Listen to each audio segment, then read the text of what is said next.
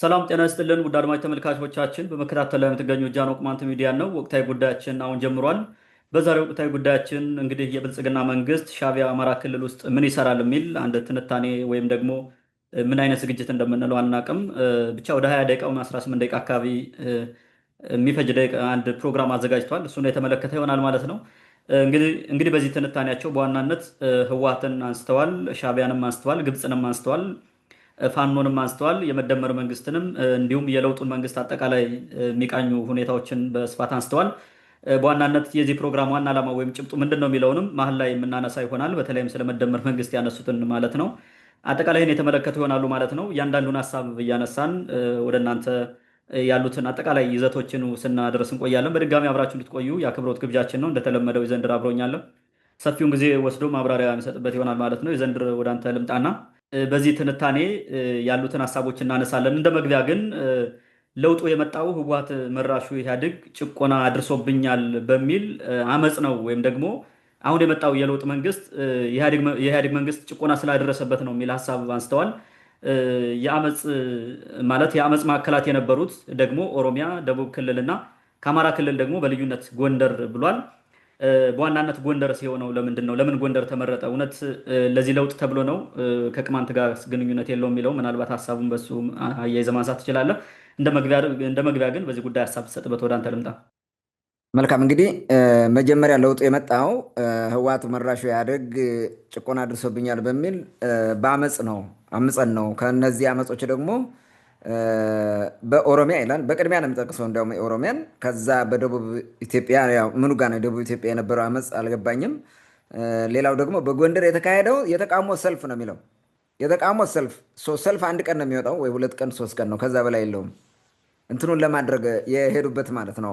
ክሬዲት የሰጡት በቅደም ተከተል እንትኑ አቀማመጡ ራሱ ትክክል አይደለም ሲጀመር ማለት ነው እንትኑ እንደገና ደግሞ ይሄንን ስርዓት በመቃወም ሲታገሉ የነበሩ በርካታ ሌሎች ህዝቦች አሉ። ሲቃወሙ ኢቭን ፊት ለፊት ሲጋፈጡ የነበሩ ሁሉ አሉ። እነሱ ሜንሽን መደረግ አልተፈለጉም። ምክንያቱም የሆነ ጊዜ ድነኝ ስላደረጓቸው ነው። ኢህአዴግ የወደቀው በህዝብ አመፅ ነው ወይ? የኔ ጥያቄ መሰረታዊ ጥያቄ ይሄ ነው። ኢህአዴግ የወደቀው በህዝብ አመፅ ነው ወይ? አይደለም። ኢህአዴግ በህዝብ አመፅ አይደለም የወደቀው። ምክንያቱም የህዝብ አመፁ ኢህአዴግ ከወደቀ በኋላ ነው የመጣው። ከተዳከመ ከተንኮታኮተ በኋላ ነው የመጣው የህዝብ አመፅ የሚባለው ማለት ነው። ሰው ኢህአዴግ የወደቀው አንድያ መሪው መለስ ዜናዊ ስለሞተ ነው። መለስ ዜናዊ ባይሞቱ ኑሮ ይሄ ነገር አይፈጠርም ነበር በፍጹም ማለት ነው። የመጀመሪያው ከዛ በኋላ ነው ማንም የሚያንኮታኮተው የሆነው ማለት ነው። ለምን ወደ ስግብግብ እንትና ሆዳቸው ምናምን መሯሯጥ ጀመሩ። አሁን መለስ ዜናዊ ጥሩ ሰርቷል ወይም ጥሩ መጥፎ ሰርቷል አልሰራም የሚለውን እሱ ግምገማ አይደለውም። ግን ኢህአዴግ የወደቀበት ምክንያት የመጀመሪያው አቁሞ ይዞት የነበረው መለስ ዜናዊ ነው። ምንም ጥርጥር የለውም። ወደቀ። እሱ ሲሞት ሌላው ነገር ሁሉ ተንኮታኮተ። የመጀመሪያው ሆነው። ሁለተኛው ኃይለማርያም ደሳለኝ የሚባል ዘራፊ መሪ መጣበት በምትኩ። ዘራፊ እልም ብሎ ሲዘርፍ የኖረ ዛሬ በታንዛኒያ ነው በሩዋንዳ ወይ አይ ቲንክ በኬንያ ትልልቅ ነገሮችን ሰርቶ የተለያየ ቦታ ምስራቅ አፍሪካ ማለት ነው ይንዘማነናል እንደፈለገ ማለት ነው። ሲያሻው ፓስተር ነው፣ ሲያሻው ኢንቨስተር ነው። እንዲህ እያደረገ የሚሰራ ሰው መጥቶ ያ ሁሉ እንትን አደቀቀው ማለት ነው። ለሆዳሞቹ በር ከፍቶ ነገሩን ሁሉ አበላሸው። ባለስልጣናቱ ሆን ብለው ወደ እልም ብለው ተጨልጠው ተገርኝተው ወደ ዝርፊያ ገቡ። ይሄ ነው ህዝብ ራሱ እንዲነሳበት ያደረገው። ኦልሬዲ ሙቷል እኮ። ስርዓት ሲበሰብስ ወደዚህ ነው የሚገባው። ከዛ በኋላ ህዝብ ገፍቶ ይጥለዋል። የመጀመሪያው ክሬዲት ለህዝቡ የምትሰጠው አይደለም፣ ኢህአዴግን በመውደቁ ማለት ነው። ኢህአዴግ በራሱ ጊዜ ነው የተንኮታኮተው። ኢህአዴግ ከውስጡ በስብሶ ነበረ። ውስጡ ደግሞ ምን አደረገ? የራሱ ልጆች ሴራ፣ ዛሬ የለውጥ ሐዋርያ የሚሉት ራሳቸው ማለት ነው። ሴራ ፈጥረው ወጥተው እነዚህ ናቸው ገልብጠ የጣሉት ማለት ነው። ራሳቸው በራሳቸው የበላ ነው። ኢህአዴግ ራሱን በራሱ የበላ ድርጅት ነው እንጂ በህዝብ አመፅ ምናምን ዳር እስከ ዳር ተነስቶ ህብረተሰቡ ጣለው ምናምን የሚለው ይሄ እንትን ነው። በኋላ በመጣ እንትን ተደብቀው እነዚህ ህዝበኞቹ ማለት ነው። አሁን ለለውጥ ብለው የመጡት ኃይሎች ህዝበኞቹ ያንን እያራወጡ መብላት ስለፈለጉ ነው። እና በውስጥ በስብሶ ስርዓቱ ራሱ በህዝብ ዘንድም እንዲጠላ በሌላውም ነገር እንዲጠላ በማድረጉ ነው። ይሄ ያደግ ትልቁ ነገር እሱ ነው። ከውስጡ ብልጽግና የሚባል የደህንነት ቡድን ነው። በነገራችን ላይ ብልጽግና የሚባል ደህንነት ውስጥ የደህንነቱን ዘርፍ ሲመሩ የነበሩ ሰዎች ተደራጅተው ከዚህ ለማን ገዱን ምናምን አድርገው ኦሮማራ ምናምን የሚል ሁሉ አድርገው ነው የገለበጡት። ኢህአዴግ ወደ ኦሮማራ ተቀይሮ ራሳቸውን የገለበጡት በሚያውቁት ማለት እንጂ ህብረተሰቡ አልገለበጠውም። ህብረተሰቡ ለውጥ ይፈልግ ነበር፣ ፍትህ ይፈልግ ነበረ። ነገር ግን ያንን በራሱ ማምጣት አልቻለም፣ አይችልም። በኋላ ከውስጥ እነዚህ በሚያውቁት ገለበጡት፣ በራሳቸው መንገድ መጡ። ህብረተሰቡ ለነሱ አጨበጨበ፣ በሆነ ወቅት ማለት ነው። በስሜት እንትን ብሎ እነሱም አጦዙት። በዚህ ሁኔታ ነው ኢህአዴግ የሚባለው የወደቀው። መልካም እንግዲህ ኢህአዴግ በህዝብ አመፅ ሳይሆን በራሱ ከውስጡ በተፈጠረ ችግር ራሱን በራሱ በልቶ ከዛው እንደፈረሰ ነው በስፋትም የሚታወቀው። ያነሳውም አንተ እሱን ነው። በዋናነት በተለይ ደግሞ ጎንደር አካባቢ የነበረው አመፅ ለሀገር ከማሰብ ለውጥ እንዲመጣ ከመፈለግም ሳይሆን ለውጡ እንዲመጣ የሚፈለግ የነበረው የቅማንት ጥያቄ ሲነሳ ስለነበር ያን ጥያቄ ለማፈንና እግረ መንገዳቸውን በዛው አያይዘው ለማንሳት ስለፈለጉ ነው እንጂ እውነት የጎንደር ህዝብ ሰልፍ የወጣው መንግስትን ለመገልበጥም እንዳልነበረ ግልጽ ነው። በዋናነት የቅማንትን ጥያቄ ለማፈን በኋላ እናነሳዋለን፣ ህገ መንግስቱም እንዲቀየርለት ነው እዛ አካባቢ መንጋው ሲንጋጋ የነበረው እሱ ይታወቃል። ሌላው የአማራ ክልል ባለስልጣናት ለውጡ የኔ ነው ብሎ በመቀበል ቀዳሚ ነበር፣ ይህ ይታወቃል። እንደውም 27 ዓመት ተላላኪዎች ነበርን የሚለው ሀሳብም ከዚህ የመነጨ ነበር። እውነት የለውጡ ባለቤት የአማራ ክልል ባለስልጣን ነው ወይስ የህዝቡን ድምፅ ሃይጃክ አድርገው ወደ ራሳቸው ወስደውት ነው የሚል ጥያቄ ብናነሳስ በዚህ ጉዳይ የምትለው ነገር አለ? መልካም እንግዲህ የአማራ ክልል የመጣውን ለውጥ የኔ ነው ብሎ መቀበሉ ቀዳሚ ነበር ይላል። በመቀበሉ ማለት የአማራ ክልል ኦኬ፣ ህዝቡ ነው ልሂቃኑ ነው ማን ነው? ህዝቡ ራሱ ምን እየተደረገ እንደሆነ በደንብ ያውቃል ወይ? በግርግር አስነስተው ሳምባዬ ነው ኩላሊቴ ነው ነቢያቴ ነው ምናምን እያሉ እንዲናገሩ አድርገዋል። ያጦዙት እነዚህ ናቸው። 27 ዓመት ተላላኪ ነበርን እያሉ ወጥተው እንደ ሐዋርያ ወጥተው የተናገሩት ሐዋርያ የሆኑት የ27 ዓመት ተላላኪ ግን ደግሞ የለውጡ ሐዋርያ ሆኖ የመጡ ሰዎች ናቸው። ያን ጊዜ ዋና ሲያጦዙት የነበረው ማለት ነው። ህዝቡም እንዲሁ ዝም ብለ ለውጥ ይፈልጋል ማለት ይሄ የኢትዮጵያ በህዝብ ባህሪ ነው። ለውጥ ዝም ብሎ ተጨፍኖ ለውጥ እንደሚፈልግ እናውቃለን። ዛሬ ያ ለውጥ ቢቀርብኝ እያለ የሚያለቅስ ሰው በጣም ብዙ ነው። ዛሬ ደም የሚያለቅሰው ማለት ነው። ምን አለ ያ ነገር ቢቀር የሚል ማለት ነው። ዞሮ ዞሮ ግን ይሄን ያደረጉት ከውስጥ ቅድም ኢህአዴግን ቦርቡረው እዛው ራሱ በፈጠረው ማለት ነው። ዘራፊው ቡድንም አብሮ ተጠቃሚ የነበረውም ይህን ጊዜ ነው ኢትስ ታይም ናው ብሎ ለስልጣን ለመውሰድ ተነስቶ የጣለው ነው እንጂ ህብረተሰቡ ፍላጎቱ ቢኖርም የተሻለ ነገር እንዲኖር የተሻለ ነገር ከነበረው ለውጥ እንዲኖር ቢፈልግም በዚህ ደረጃ ጠመንጃ አንስቶ ኢህአዴግን ደምስሶ ምናምን የሚለው ነገር ይሄ ለፖለቲካ የሚያቀርቡት ነው። የአማራ ክልል በዛ ደረጃ አይደለም። የህዝቡ ለውጥ ኦኬ፣ ህዝቡ ጥቅል የሆነ የዲሞክራሲ ለውጥ እንዲመጣለት ይፈልግ ነበረ። የመልካም አስተዳደር ጉዳይ እንዲሳከልለት ይፈልግ ነበረ። የኢኮኖሚ ጥያቄዎች ነበሩት የተለያየ አማራ ክልል ብቻ ሳይሆን ሌላውም ህዝብ ሁሉ ማለት ነው። የማንነት ጥያቄ ደግሞ እንዲሁ መከራቸውን ሲያዩ ነበሩ። እንደ ቅማንት ሌሎችም ህዝቦች ደግሞ አሉ። እንዲህ አይነት ጥያቄዎች እንደነበሩ እናውቃለን። ወያኔ በዛ ውስጥ ነው ሲያጠፋው የነበረው ብዙ ጥፋት አለ፣ እናነሳዋለን። ከዚህ ባለፈ ግን ህብረተሰቡ ያን ነገር አሁን እንደዚህ ግልብጥብጥ አድርጎ የሆነ ነገር ለማምጣት የሚል እንትን አልነበረም። ይሄን ጥያቄ ግን ሃይጃክ አደረጉት። ማን? የለውጥ ሐዋርያ የተባሉት እነዚህ በመደመር ምናምን የሚነግሩን ማለት ነው። የአሁኑ መደመሮቹ እነሱ ናቸው ሃይጃክ ያደረጉት የህዝቡን ፍላጎት። ይሄ የህዝቡ ፍላጎት ለውጥ እንዲመጣ ነው፣ ሰላም እንዲመጣ ነው። ወደ መጨረሻው ችግሮችን በዛም በዚህም ችግር እየቆሰቆሱ ስለነበሩ እነዚህ የለውጥ ኃይል ተብለው ውስጡ ሆነው ሲወጉ ስለነበረ ህብረተሰቡ ሰላም እንዲመጣ ይፈልጋል። ህብረተሰቡን ማማረር ነበረባቸው። በደንብ አማረሩ። ከጎን ተሰልፏል ወደሚለው አሁን ወደዛ መጣ ማለት ነው፣ እንዲያጨበጭብለት። ግን ህዝቡ የሚፈልገው ምንድን ነው? ሰላም። ወደ መጨረሻ ምንድን ያመጡት እነዚህ የለውጥ ኃይሎች? ጦርነቱ ውስጥ ከተቱት። ይሄው ዛሬ ፍዳውን እያያል ይሄ አይደለም ህዝቡ የሚፈልገው ለውጥ ወዶ ነው። እንደ የአማራ ህዝብ ዛሬ የጥንቱ የአያቶቻችን የቅማንቶቻችን ሰላም ይምጣልን ብሎ የሚጠይቀው ዛሬ በየሚዲያው ወጥቶ የሚያለቅሰው ወዶ ነው። ያን ጊዜ የፈለገው ይሄን ነበር? አልነበረም። ሰው ገልብጠው ሃይጃክ አድርገው ሌላ ነገር የሴራ ፖለቲካ ሰሩበት። በዚህ ደረጃ መጣ ማለት ነው። ይሄ ነው ሰው ለውጡ ህዝቡ በሚፈልገው መንገድ አልተከናወነም። ማፊያ ቡድኑ ወይንም የሴራ ፖለቲካ ቡድኑ ኦሮማራው በሄደበት መንገድ ነው ሄደው። ይሄም ራስ በራሱ ተበላልቷል። በነገራችን ላይ እርሱ ራስ በራሱ ነገዱ ምናምን የት ነው ያሉት? እነለማ የት ነው ያሉት? አሁን እርስ በርሱን እየበላ የሄደ ነው። በፍጹም ህዝቡ የሚፈልገው ኦኬ ከተለወጠ ሁሉም በሰላም ነገሮቹ እንዲያልቅና ሰላማዊ በሆነ መንገድ ለውጥ እንዲመጣ ነው። እነሱ ወደ ነውጥ ወሰዱት። ይኸው የትግራይ ጦርነት ሁሉን ነገር አፈረሰው። ኦሮሚያ ሌላውም ቦታ ዛሬ ፍዳው ነው ያለና ከዚህ አንጻር ቢታይ ጥሩ ነው ብዬ አስባለሁ። የህዝቡን ደካማነት ተጠቅሞ ብልጽግና የተባለ የኢህአዴግ ተረፈ ምርት እዚህ በፊት ንገረ ባይ ፕሮዳክት ነው። በነገራችን ላይ እየሞተ እያለ የወለደው ማለት ነው። የህዝቡን የለውጥ ፍላጎት አበላሸው። እጥ የሆነበት ማለት ነው። የሚፈልገው ነገር ህዝቡ ሌላ ነበረ። ከነበረው ኢኮኖሚ የተሻለ ኢኮኖሚ፣ ከነበረው ሰላም የተሻለ ሰላም፣ ከነበረው እድገትና ለውጥ የተሻለ ለውጥ እንዲመጣለት ከነበረው ዲፕሎማሲ የበለጠ እንዲመጣ ሀገሪቱ ከነበራት የኢኮኖሚ ስታተስ አድጋ ትልቅ እንድትሆን እያንዳንዱ የገቢ መጠኑ እንዲጨምር ደሞዙ ምኑ እንዲጨምርና ሰላማዊ የሆነ ነገር የትኛውም ቦታ ተንቀሳቅሶ መኖር እንዲችል ነበረ። አሁን አስሮ በመንደር ቁጭ አደረገው። ኢህአዴግ ያመጣው አይደለም። ይሄን በውስጡ ችግር ፈጠረ። ይሄኛው ሃይጃክ አድርጎ የህዝቡን ፍላጎት በዚህ ደረጃ አጠፋው። ሰው ብልጽግና የተባለው የሴራ ፖለቲካ በእጁ የገባውን ሰላም ከመጠቀም ይልቅ የድሮ ምንድን ነው ይሄ አለማወቅ አይነት ነገር ማለት ነው። ይሄ ምንድን ነው ካልተዋጋው አልነግስም ወደሚል ወስዶ ማለት ነው። ወደዛ ወሰደው፣ ነገሮችን ሁሉ አበላሸው። ከሻቢያ ጋር የመከረው ማን ነው እንዴ? ሻቢያን ጎትቶ ያመጣው ማን ነው? አሁን ሻቢያ መጣብን ብለው እሪ ሲሉ ትሰማቸዋለህ። ይህን ሁሉ እየጎተተ እያመጣ አማራ ክልል ቁጭ ብሎ እየደሰኮረ ቄስ የለ ጳጳስ የለ እና አቡነ አብርሃም የሚባሉ ሰዎች ምን ሲያደርጉ እንደነበር አስባቸው። ኢሳያስን በነጭ ምንጣፍ በቀይ ምንጣፍ እየተቀበለ ሲዘፍን ማለት ነው። ጎንደር ዘፈን እየዘፈነ ሲቀበል፣ ጋሻ ጎራዴ ሲሰጠው፣ ኩታ ጋቢ ምናምን ካባ ሲያለብሱ አስበው። ይህን ሁሉ እያደረጉ ያመጡት እነዚህ ናቸው የለውጥ የሚባሉት። ከሻቢያ ጋር ሆነው ቀለበሱት፣ የህዝብን ለውጥ ገደል አገቡት። ዛሬ ይኸው ፍዳችን ያሳይናል። ታንኪዩ። ሌላው በዚህ ትንታኔ ላይ የተነሳው ህወሓት ደግሞ ለውጡን ለመንጠቅ የተፈጠረውን ደም አፋሳሽ ግጭት እንደ ሀገር ከሌሎች ወንድሞቹ ጋር ሆኖ በጋራ መክቷል የሚልም ሀሳብ አንስተዋል። እዚህ ጋር ብልጽግናን ማለታቸው ነው። በዚህ ራሱንም ሀገሩንም ታድጓል ማለት ይቻላል ወይ? ይህ ቡድን እውነት የግጭቱ ባለቤት ህወሓት ብቻ ነው? በዚህ ጋር የሚወቀሰው ህወሓትም ስለሆነ ይህን ግጭት የፈጠረው ህወሓት ነው ወይ? ቅድም ስታነሳው ስለነበር ምናልባት ከዛም ጋር የሚያያዝ ስለሆነ ተጠያቂውስ ማን ነው የሚለውን በዚህ መሀል ብታነሳው ደስ ይለኛል። ወደ አንተ ልምጣ።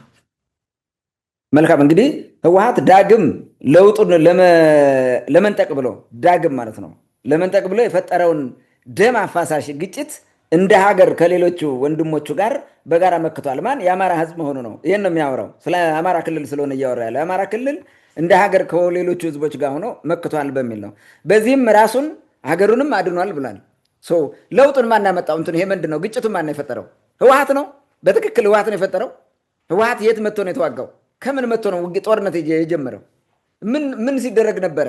እነሱ አሁን በህወሓት ፈንታ ቢሆኑና የቀን ጅብ የምናምን ጅብ ምናምን ሲባል የነበረው ያ ሁሉ ስድብና ውርደት ራሳቸው ላይ ቢመጣ ከዛ በላይ ራሴን እከላከላለሁ ብለው ከመዘጋጀት በላይ ምን ሊያደርጉ ይችሉ ነበረ? ለምንድን ነው ህወሓት ላይ የሚደፈድፉት? እነዚህ ማለት ነው በእጃቸው የገባ ሰላም በድርድር ከህወሓት ጋር ችግሩን መፍታት እየቻሉ በአጠቃላይ ሁሉን ነገር ገለባብጠን እኛን በላይ የምንቀመጠው በሚል የቆራጭ ፈላጭነት እሳቤ አይደል እንደ ያ ጦርነት የመጣው? ማን ነው እንደ የህገ መንግስት አንቀጽ ምናምን እያሻሻለ አዋጅ እያወጣ ወደ ጦርነት የገባው? ማን ነው እንደ ምርጫ እያራዘመ ወደ ጦርነት የገባው? ህወሓት ነው። እኔ ህወሓት ነው ብያለሁ። ህወሓት የራሱ ድርሻ አለው፣ የስ አለው፣ ኮንትሪቢዩት ያደረገበት መንገድ ይኖራል። ከዛ ውጭ ግን ፕራይሜሪ ተጠያቂው ግን የለውጡ መንግስት የተባለው ነው። ምክር ቤቱን እንደፈለገ እያጦዙ የሰሩት ስራ ነው። ይሄ የሚታወቅ ነገር ነው። በምንም መንገድ አሁን ያንን አድበስብሰህ ጠፍተህ ዛሬ ቅዱስ ለመሆን መሞከር ትክክል አይደለም። ግጭቱን ህወሓት ብቻ አልፈጠረውም። ህወሓት ኮንትሪቢዩት ያደረገው ነገር ቢኖር ማለት ህወሓት ኮንትሪቢዩት ያደረገው ነገር ምንድን ነው? ለምን ለብልጽግና አልገባም ነው? ከብልጽግና ጋር ለምን አብሮ የኢትዮጵያ ብልጽግና ውስጥ አልገባም? ለውጥ ለምን አላመጣም? ለምን እኔ ራሴን ችዬ እቆማለሁ አለ ነው? እርሱ ነው ትልቁ ችግር። ከተጠየቀ መጠየቅ ያለበት ማለት ነው። አንድ ናቸው ለልጆቹ አልገዛም ማለቱ ነው ህወሓት ትልቁ ችግር ማለት ነው። እኔ ስመራቸው የነበሩ ኩታሮች እንዴት ዛሬ ይመሩኛል በሚል ትቢት ነው እንደዛ ነገር የመጣው ማለት ነው። አብረው እዚሁ ቢቀጥል እኮ ምንም ነገር የለም። ሰላም በቃ አለቀ። እንደዛ ነበር የሚሆነው። ኦልሬዲ ኢህአዴግን ለውጠናል ብልጽግና በሚል ካባ ለብሰው ይቀጥሉ ነበረ። ግን ያም ቢሆን ሴራው ውስጥ ለውስጥ ስለማይቀር ልክ እነ ገዱ ላይ እንደመጣው ህወሓቶችም ላይ ይመጣል፣ እነ ለማ ላይ እንደመጣው ህወሓቶችም ላይ ይመጣል። ይህን እነዚህ ስለሚያውቁም ብለዋል። የነበረው ነገር ይሄ ነው።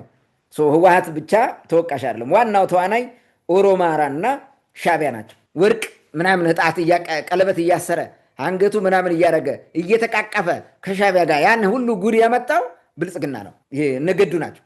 የአዘዞ ላይ ጎንደር የተነሱትን ፎቶ ማየት ትችላለህ። ነገዱ አብይና ሌሎቹ የነበሩበት ሁኔታ ማለት ነው።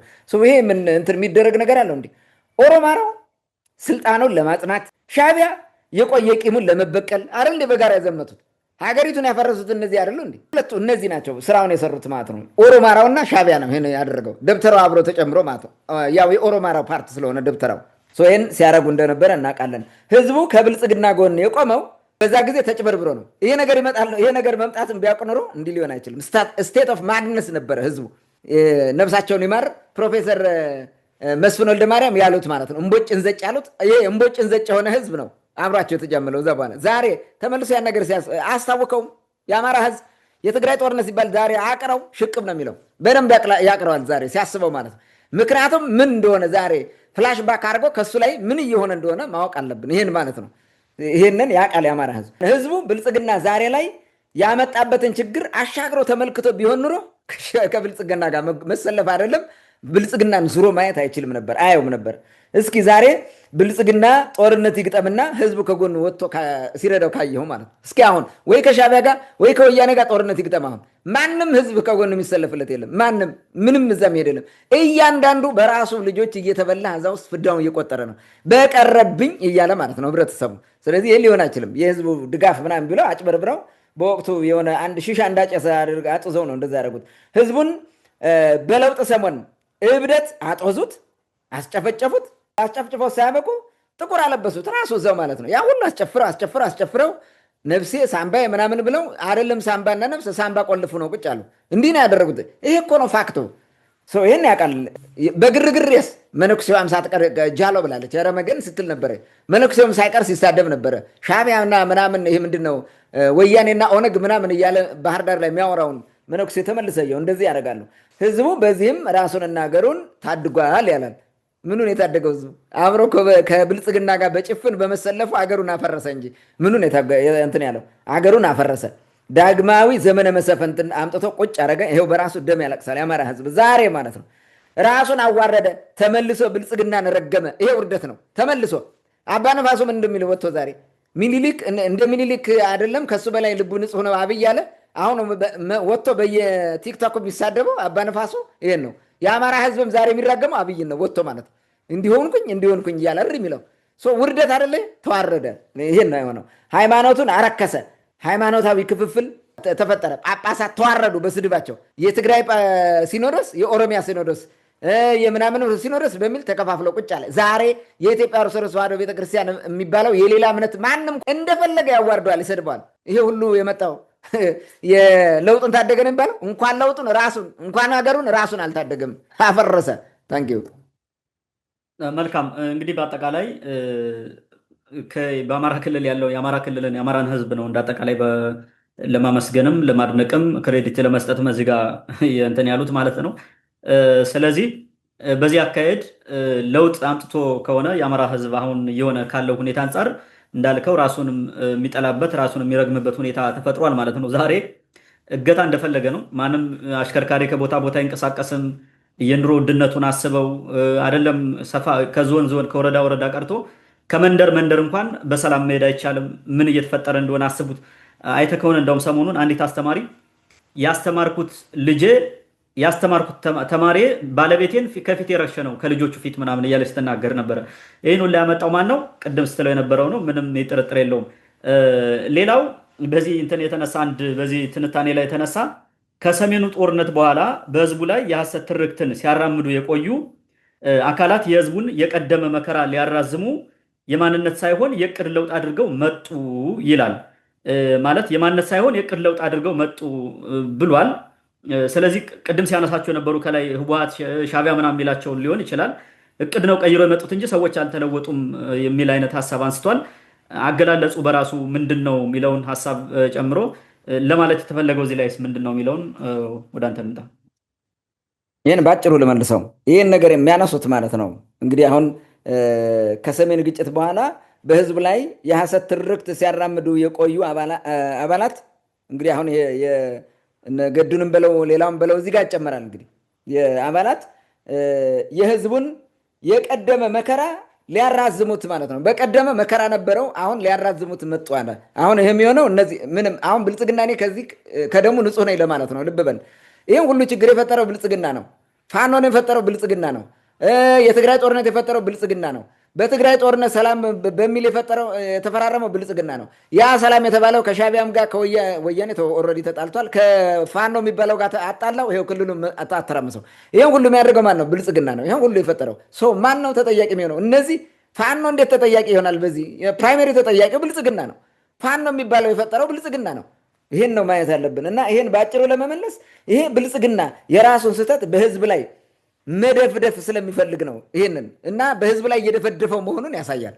የመጀመሪያው ይሄ ነው። ወያኔን እናጠፋለን በሚል ቀቢጸ ተስፋ ቅድም እንዳነሳሁት ትግራይ ላይ ህዝቡን አስተባብሮ ሻቢያን አስተባብሮ አረብ ኤምሬትን አስተባብሮ ቱርክን አስተባብሮ ኢራቅን ሳይሆን አይቀርም እሱንም አስተባብሮ አዘርባይጃንም አልቀረችም በትግራይ ጦርነት ማለት ነው። በየክልሉ ያለ ልዩ ኃይል ምንድን ነው የሚባለው ፖሊስ ሚሊሻ የሚባለው ሳይቀር ሰብስቦ ሲዋጋርን ሊኖረው ይሄ ነው። ይህን ሁሉ ችግር ያመጣው በኢትዮጵያ ችግር የፈጠረው ይሄ ነው። የአማራ ክልልም ቀውስ ከዚህ ነው የመጣው። ከዛ ቀደም ብሎ መሰረታዊ ችግሩ የቅማንት ጥያቄ ነው። የቅማንትን ጥያቄ ለማፈን ተብሎ ነው ፋኖ የተፈጠረው። ያን ፋኖ ደግሞ አብይ ተጠቀመበት ለትግራይ ጦርነት በሚል ተመልሶ የሆነውን እናውቃለን። ይሄ ነው። ይህን እንዴት እንትን ይላል? ወያኔ አልጠፋ ማለት ሳይጠፋ ቀረ። በፕሪቶሪያ የስምምነት ምክንያት ጦርነት ቆመ። እናም የኦሮማራው አንድ ክፍል የነበረው የአማራው ክንፍ ፈረሰ፣ ከኦሮማራ ወጣ። ኦሮማራ የሚለውን ኦሮሞ የሚለውን በተለይ ብልጽግና የሚለው ኦሮሞማ የሚሉት እነሱን ይህን በጠላትነት ፈረጀው። የኔ ጠላት ነው ብሎ ድሮም ወደ ትግራይ ሲዘምቱ መጀመሪያ ትግራይን እንደዚህ አድርገን እናሸንፈው ሻቢያን ወያኔን ከደመሰስነ በኋላ የኦሮሞማውን በኋላ እናጠፋውና ስልጣን ይዛለን የሚል ነበረ። የአማራ ልሂቃን ካልኩሌሽን ይሄ ነው። ኦሮማራ ውስጥ ሆኖም እሱ ነው የሚያደርጉት። ምክንያቱም የጥፋት ሰራዊት ነው። መጀመሪያ ኢህአዴግን ውስጥ ሆኖ ገለበጠ። ቀጥሎ ደግሞ በኦሮማራ ውስጥ ኦህዴዱን ገልብጦ እኔ ስልጣን ይዛለሁ የአባቶችን ርስ መልሳለሁ የሚል ፍላጎት እንደነበረ እናውቃለን። በዚህ ድብብቆሽ ውስጥ ነው ያን ጦርነት ያካሂዱት። ይህን ስለሚያውቅ አብይ በሰላም ስምምነቱ ሲመጣ የአማራው ክልል ምን ሆነ? ፈረሰ ማለት ተጣላ። ሻቢያ ተጣላ። ሁለቱ ምን ፈጠሩ? ግንባር ፈጠሩ። ሻቢያና እንትን ማለት ነው። በሂደት ደግሞ ማን ገባ? ወያኔ ሄዶ ገባ። ሻቢያ ከፋኖ ምናምን የሚባለው ጋር ማለት ነው። በዚህ ሂደት ነው ሀገሪቱን ያፈረሱት። እና ማን ነው ተጠያቂ የሚሆነው? እንዴ አማራ ክልል የፈረሰው በዚህ አይደለም? እነዚህ በዚህ ነው ትርክት ምናምን ቀደም ብሎ ትርክቱን የፈጠረው ማን እንደሆነ በኋላ አነሳዋለሁ። አረጋ ከበደ ሲናገር ምን እንዳለ ማለት ነው። እኛ ነን ይህን ትርክት የፈጠር ነው አይደል ያለው። ይሄ ሁሉ ጥያቄ እኛ ነበርኩ ይላል አረጋ ከበደ ቪዲዮ ላይ ራሱ። ይሄንን ማየት ያስፈልጋል ማለት ነው። ብልጽግና ወይንም ይሄ ኦህዴድ ልዩ ኃይል እና ፋኖን አፈረስኩት የሚል እርምጃ የወሰደው በዛ ምክንያት ነው። ሲጣሉ ማለት ኮንፊደንስ አጣ። የተደራጀ ኃይል አያስፈልገንም ብሎ አፈረሰ። ይሄ ወደ ጫካ ይዘውት ገቡ። የአማራ ብልጽግና የሚባሉት ወይንም አሁን ዛሬ ሰላማዊ ሰው መስሎ በየቢሮ የምታገኘው የነደሳኔ ጣሰው ቡድን ሌላውም ተሰብስበው በሙሉ ነገዱ ምናምን ይህንን ወደ ጫካ ይዘው ገብተው እንዲዋጋ አረጉ። ስንቅ ትጥቅ ምናምን ሲያቀብል ነበር። ይኸው ባለፈው ሲናገር የነበረውን ሽፍታ ማየት ነው። ህዝቡና ብአዴን ከፋኖ ጎኑ ጫካ ገብተው ተዋጉ ማለት ነው። እዚህ ውስጥ አብረውት ይሰበሰባሉ ከብልጽግና ጋር። ምንም አይነት ለውጥ አይመጣም። ወታደሩ በሚንቀሳቀስበት ቦታ እየጠቆሙ ያስመታሉ። በጀት ምናምን ኤቭሪቲንግ ይመድባሉ። እንዲህ እያደረጉ ሲታገሉት የቆዩት ራስ በራሱ አይደል እንዴ? ኦሮማራ እርስ በርሱን አማራ ክልል እየተባላ ያፈረሰው ማለት ነው። ይሄ እኮ የሚታወቅ ነው። ችግሩ ኦሮማራ የተባለው የሴራ ጋብቻና የተጠቀመው ፕሮፓጋንዳ የወለደው ችግር ነበር እንጂ እነዚህ ሰዎች ይሄ ሁሉ ፕሮፓጋንዳ ማን ነው የፈጠረው? እንዴ መርህ አልባ ኮንፊውዚንግ ኮንቪንሲንግ የሚለውን ነገር አምጣውና እዚህ ጋር አገናኘው። መርህ አልባ የሆነ ግንኙነት ፈጥረው ያመጡት ችግር ነው እንጂ እነዚህ ኃይሎች በፈጠሩት ፕሮፓጋንዳ ያመጡት አይደለም። አብረው አይደል ሲያሽቋልጡ የነበሩት እና አብንን ምናምን እያመጡ እንዴ የሰው ዘር መለኪያ ነን የውሃ ልክ ነን ሲሉ ምን አለው?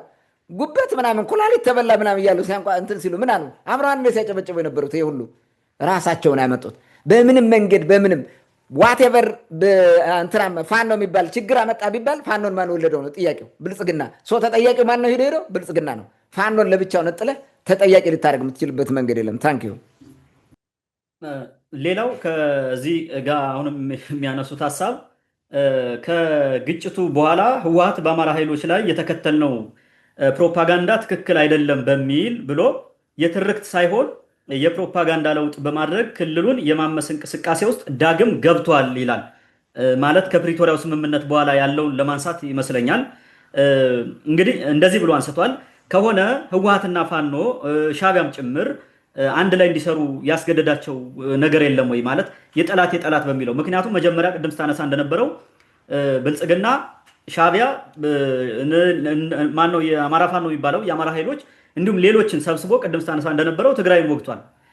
ከዛ ደግሞ እንደገና መልሶ አሁን ደግሞ የፕሮፓጋንዳ ለውጥ አድርጎ እንደመጣ በአማራ ኃይሎች ላይ የተከተለው አካሄድ ትክክል እንዳልነበረ ህወሓት ገምግሞ አሁን ደግሞ ወደ አማራ ክልል በሌላ መልክ እንደገባ አንስቷል። ለምንድን ነውስ ይሄ ማለት ብልጽግና የሚባለው ኃላፊነት መውሰድ የማይፈልገው ሁልጊዜ ችግሩን ኤክስተርናላይዝ በማድረግ ለሌሎች መስጠት የሚፈልገው ራሱን ተመልሶ ማያውስ ምንድን ነው የሚለውን ሀሳብም አያይዘ ማንሳት ትችላለህ። ወደ አንተ ልምጣ። ብልጽግና የፕሮስፔሪቲ ጎስፔል የሚባል ጽንሰ ሀሳብ ተሸካሚ ነው። ፕሮስፔሪቲ ጎስፔል የሚባለው ደግሞ ምንድነው? ችግር አታንሳ ነው። ሁልጊዜ ጀግና ነው ይበል። በቃ ቸር ተመኝ ቸር እንድታገኝ የሚለው ነው ትክክለኛ እንትኑ የሚገልጸው ማለት ነው። ሁልጊዜ እሱ ጥሩ ነው፣ በቃ ቅዱስ ነው። ቅዱስ ነው የባለ ቁጥር ቅዱስ ሆኖ ይታየዋል እሱ። በቃ እንደዚህ አይነት የቅዠት ዓለም ነው የሚኖረው።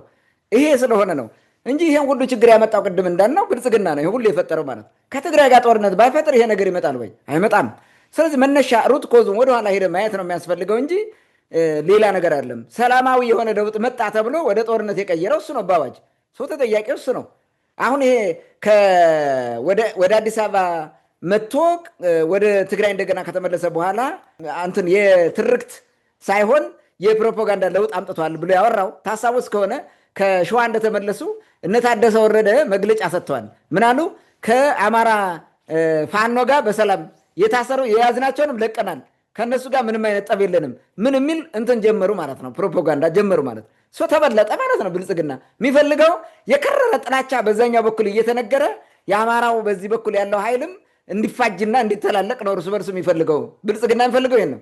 በቃ እንዲህ የመጨረሻው አሁን ኢህአደግ እንትኑን ማለት ወያኔ እንትኑን ለወጠው ሀሳቡን ፕሮፓጋንዳውን ማለት ለምን እንደዛ አልሆነልንም ነው እንደዛ አልሆነም ነው።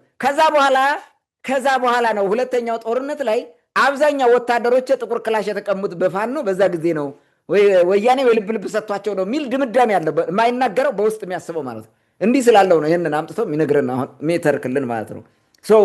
ሁለቱ ኃይሎች የተስማሙት ብልጽግናና አምን ይሄ ምንድነው ወያኔና ፋኖ የሚባለው ኃይል የተስማሙት ብልጽግና የሚባል የጋራ ጠላት ስለተፈጠረላቸው ነው። ለምን የጋራ ጠላት ፈጠረ? ይሄ እኮ በጣም ነገር። በሌላ በኩል የሴሜቲክና የኩሽቲክ የሚል ክፍፍል አለ እዛ ውስጥ። በዛ በኩልም የኩሽ ፓርቲ የሚባል አለ፣ የኩሽ ምናምን የሚል የሚያጠዙት አለ። በዚህኛው ደግሞ የሰሜን የሚል ነገር መጣ። ይህን መርሳት የለብንም። የጋራ ጠላት ከሆነ በኋላ የጋራ ጠላት አለማድረግ እኮ ይችል ነበር። ለምንድነው የፕሪቶሪያው ስምምነት ሲፈረም የአማራ ኃይልንም የሻቢያንም ኃይል አብሮ ያላካተተው? ሰላሙ ስምምነት አላካተተ ማለት ለራሱ ነው። እሱ አራዳ ነው፣ ጨላጣ ነው። የፕሮስፔሪቲ ጎስፔሉ ጨላጣ ነው። እነዚህን ተጠቅሞ ጣላቸው ማለት ነው። ስለዚህ ተጠቅሞ የተጣለ ተሰባስበ አንዱ ነው ቢዋጋው በጠላት ከጠላትም በላይ ጠላት ቢያደርገው ምንድን ነው ችግሩ? ለምን ጠላት አረጋችሁኝ አይነት ነገር ካልሆነ እነሱ ራይት ያደረጉት ነገር ማለት ነው። ሌላ ምንም የለም። ስለዚህ አሁን ምንድነው ስልጣንን ሰርቫይቭ ለማድረግ ስለሆነ እንዲህ አይነት ነገር አምጥተህ የሆነ ማጥላላት ምናምን ምንጊዜም የጥላቻ ፖለቲካ ስለሆነ እዛ ጋር እንትን ይላል እንጂ ዛሬ ስማርት ለእኔ ስማርት ናቸው። እንደዛ ግንባር መፍጠራቸው በራሱ ማለት መስማማታቸው፣ ይህን ማሰብ አለብን። ሌላው የኦህዴድ ኃይል ሰሜኑን አባልቶ ራሱን የማሳበጥ እና የመቆጣጠር ስትራቴጂክ ይከተላል የሚል የብዙዎቹ ስጋት አለ። የሚያሳይም ነገር አለ እንደዛ የሚመስል። ይህን ስጋቱ አንድ ያደርጋቸው አሁን የተፈጠረው ማለት አማራ ክልል ውስጥ ደግሞ ይሄ ልዩ ኃይል ስታፈርስ ቀጥሎ የመጣው ችግር ያው ጫካ መግባት አይደለ? ዜና አማራጭ ምንድን ነው? ከሚያግዝ ኃይል ከአንተ ቀድሞ የተጠናከረ ኃይል ልምድ ካለው ኃይል የግዴታ ትሄዳለህ። እንደዛ ነው ያደረገው ፋኖ የሚባል። ይህን ምን ታደርገዋለህ ታዲያ? የድሮ ጠላቶች እንዴት ወደ አንድ መጡ የሚል ጥያቄ ሊያነሳ ነው እንዴ? እነሱስ እንዴት የድሮ ወዳጆች እንዴት ተጣሉ የሚል ነገር ደግሞ ማንሳት ያስፈልጋል ማለት ነው። ስለዚህ የድሮ ጠላቶች ስለሆኑ ሁልጊዜ ጠላት ሆነው ሊዘልቃሉ ምናምን የሚል ነገር የለም። የራሱን ፖለቲካ እንዲህ አይነት ነገር እንዳይፈጠር የራሱን አሰራር ነገሮች ማሳከል ነው የነበረበት እንጂ ከሆነ በኋላ ይህንን ቢኮንን ምን ቢል ከህዝብ ለመነጠል የሚደረግ ነገር ነው። እኔ ደህና ነኝ ለሚል ነገር ለማድረግ ነው የሚታገለው እንጂ በፍጹም የሀገሪቱን ችግር የሚፈታ መንገድ እየሄደ አይደለም። መንገዱ እንደዛ አይደለም። አሁን ብልጽግና እያደረገ ያለው ማለት ነው። ከምንም በላይ የትግራይ ጦርነት ሲጀምረው ሻቢያንና ፋኖን አማክሮ ጀመረው ብልጽግና የሚባለው ኃይል ማለት ጦርነቱን ሲያቆመው እነዚህን ሳያማክር ተደብቆ አላገጠባቸው። ስለዚህ እንዴት አይተባበሩ? እንዴት በእሱ ላይ አይነሱም? በዚህ ምክንያት ነው። ምንድነው አንድ አባባል አለ፣ ብታድርብኝ አማግሁብህ ይላል።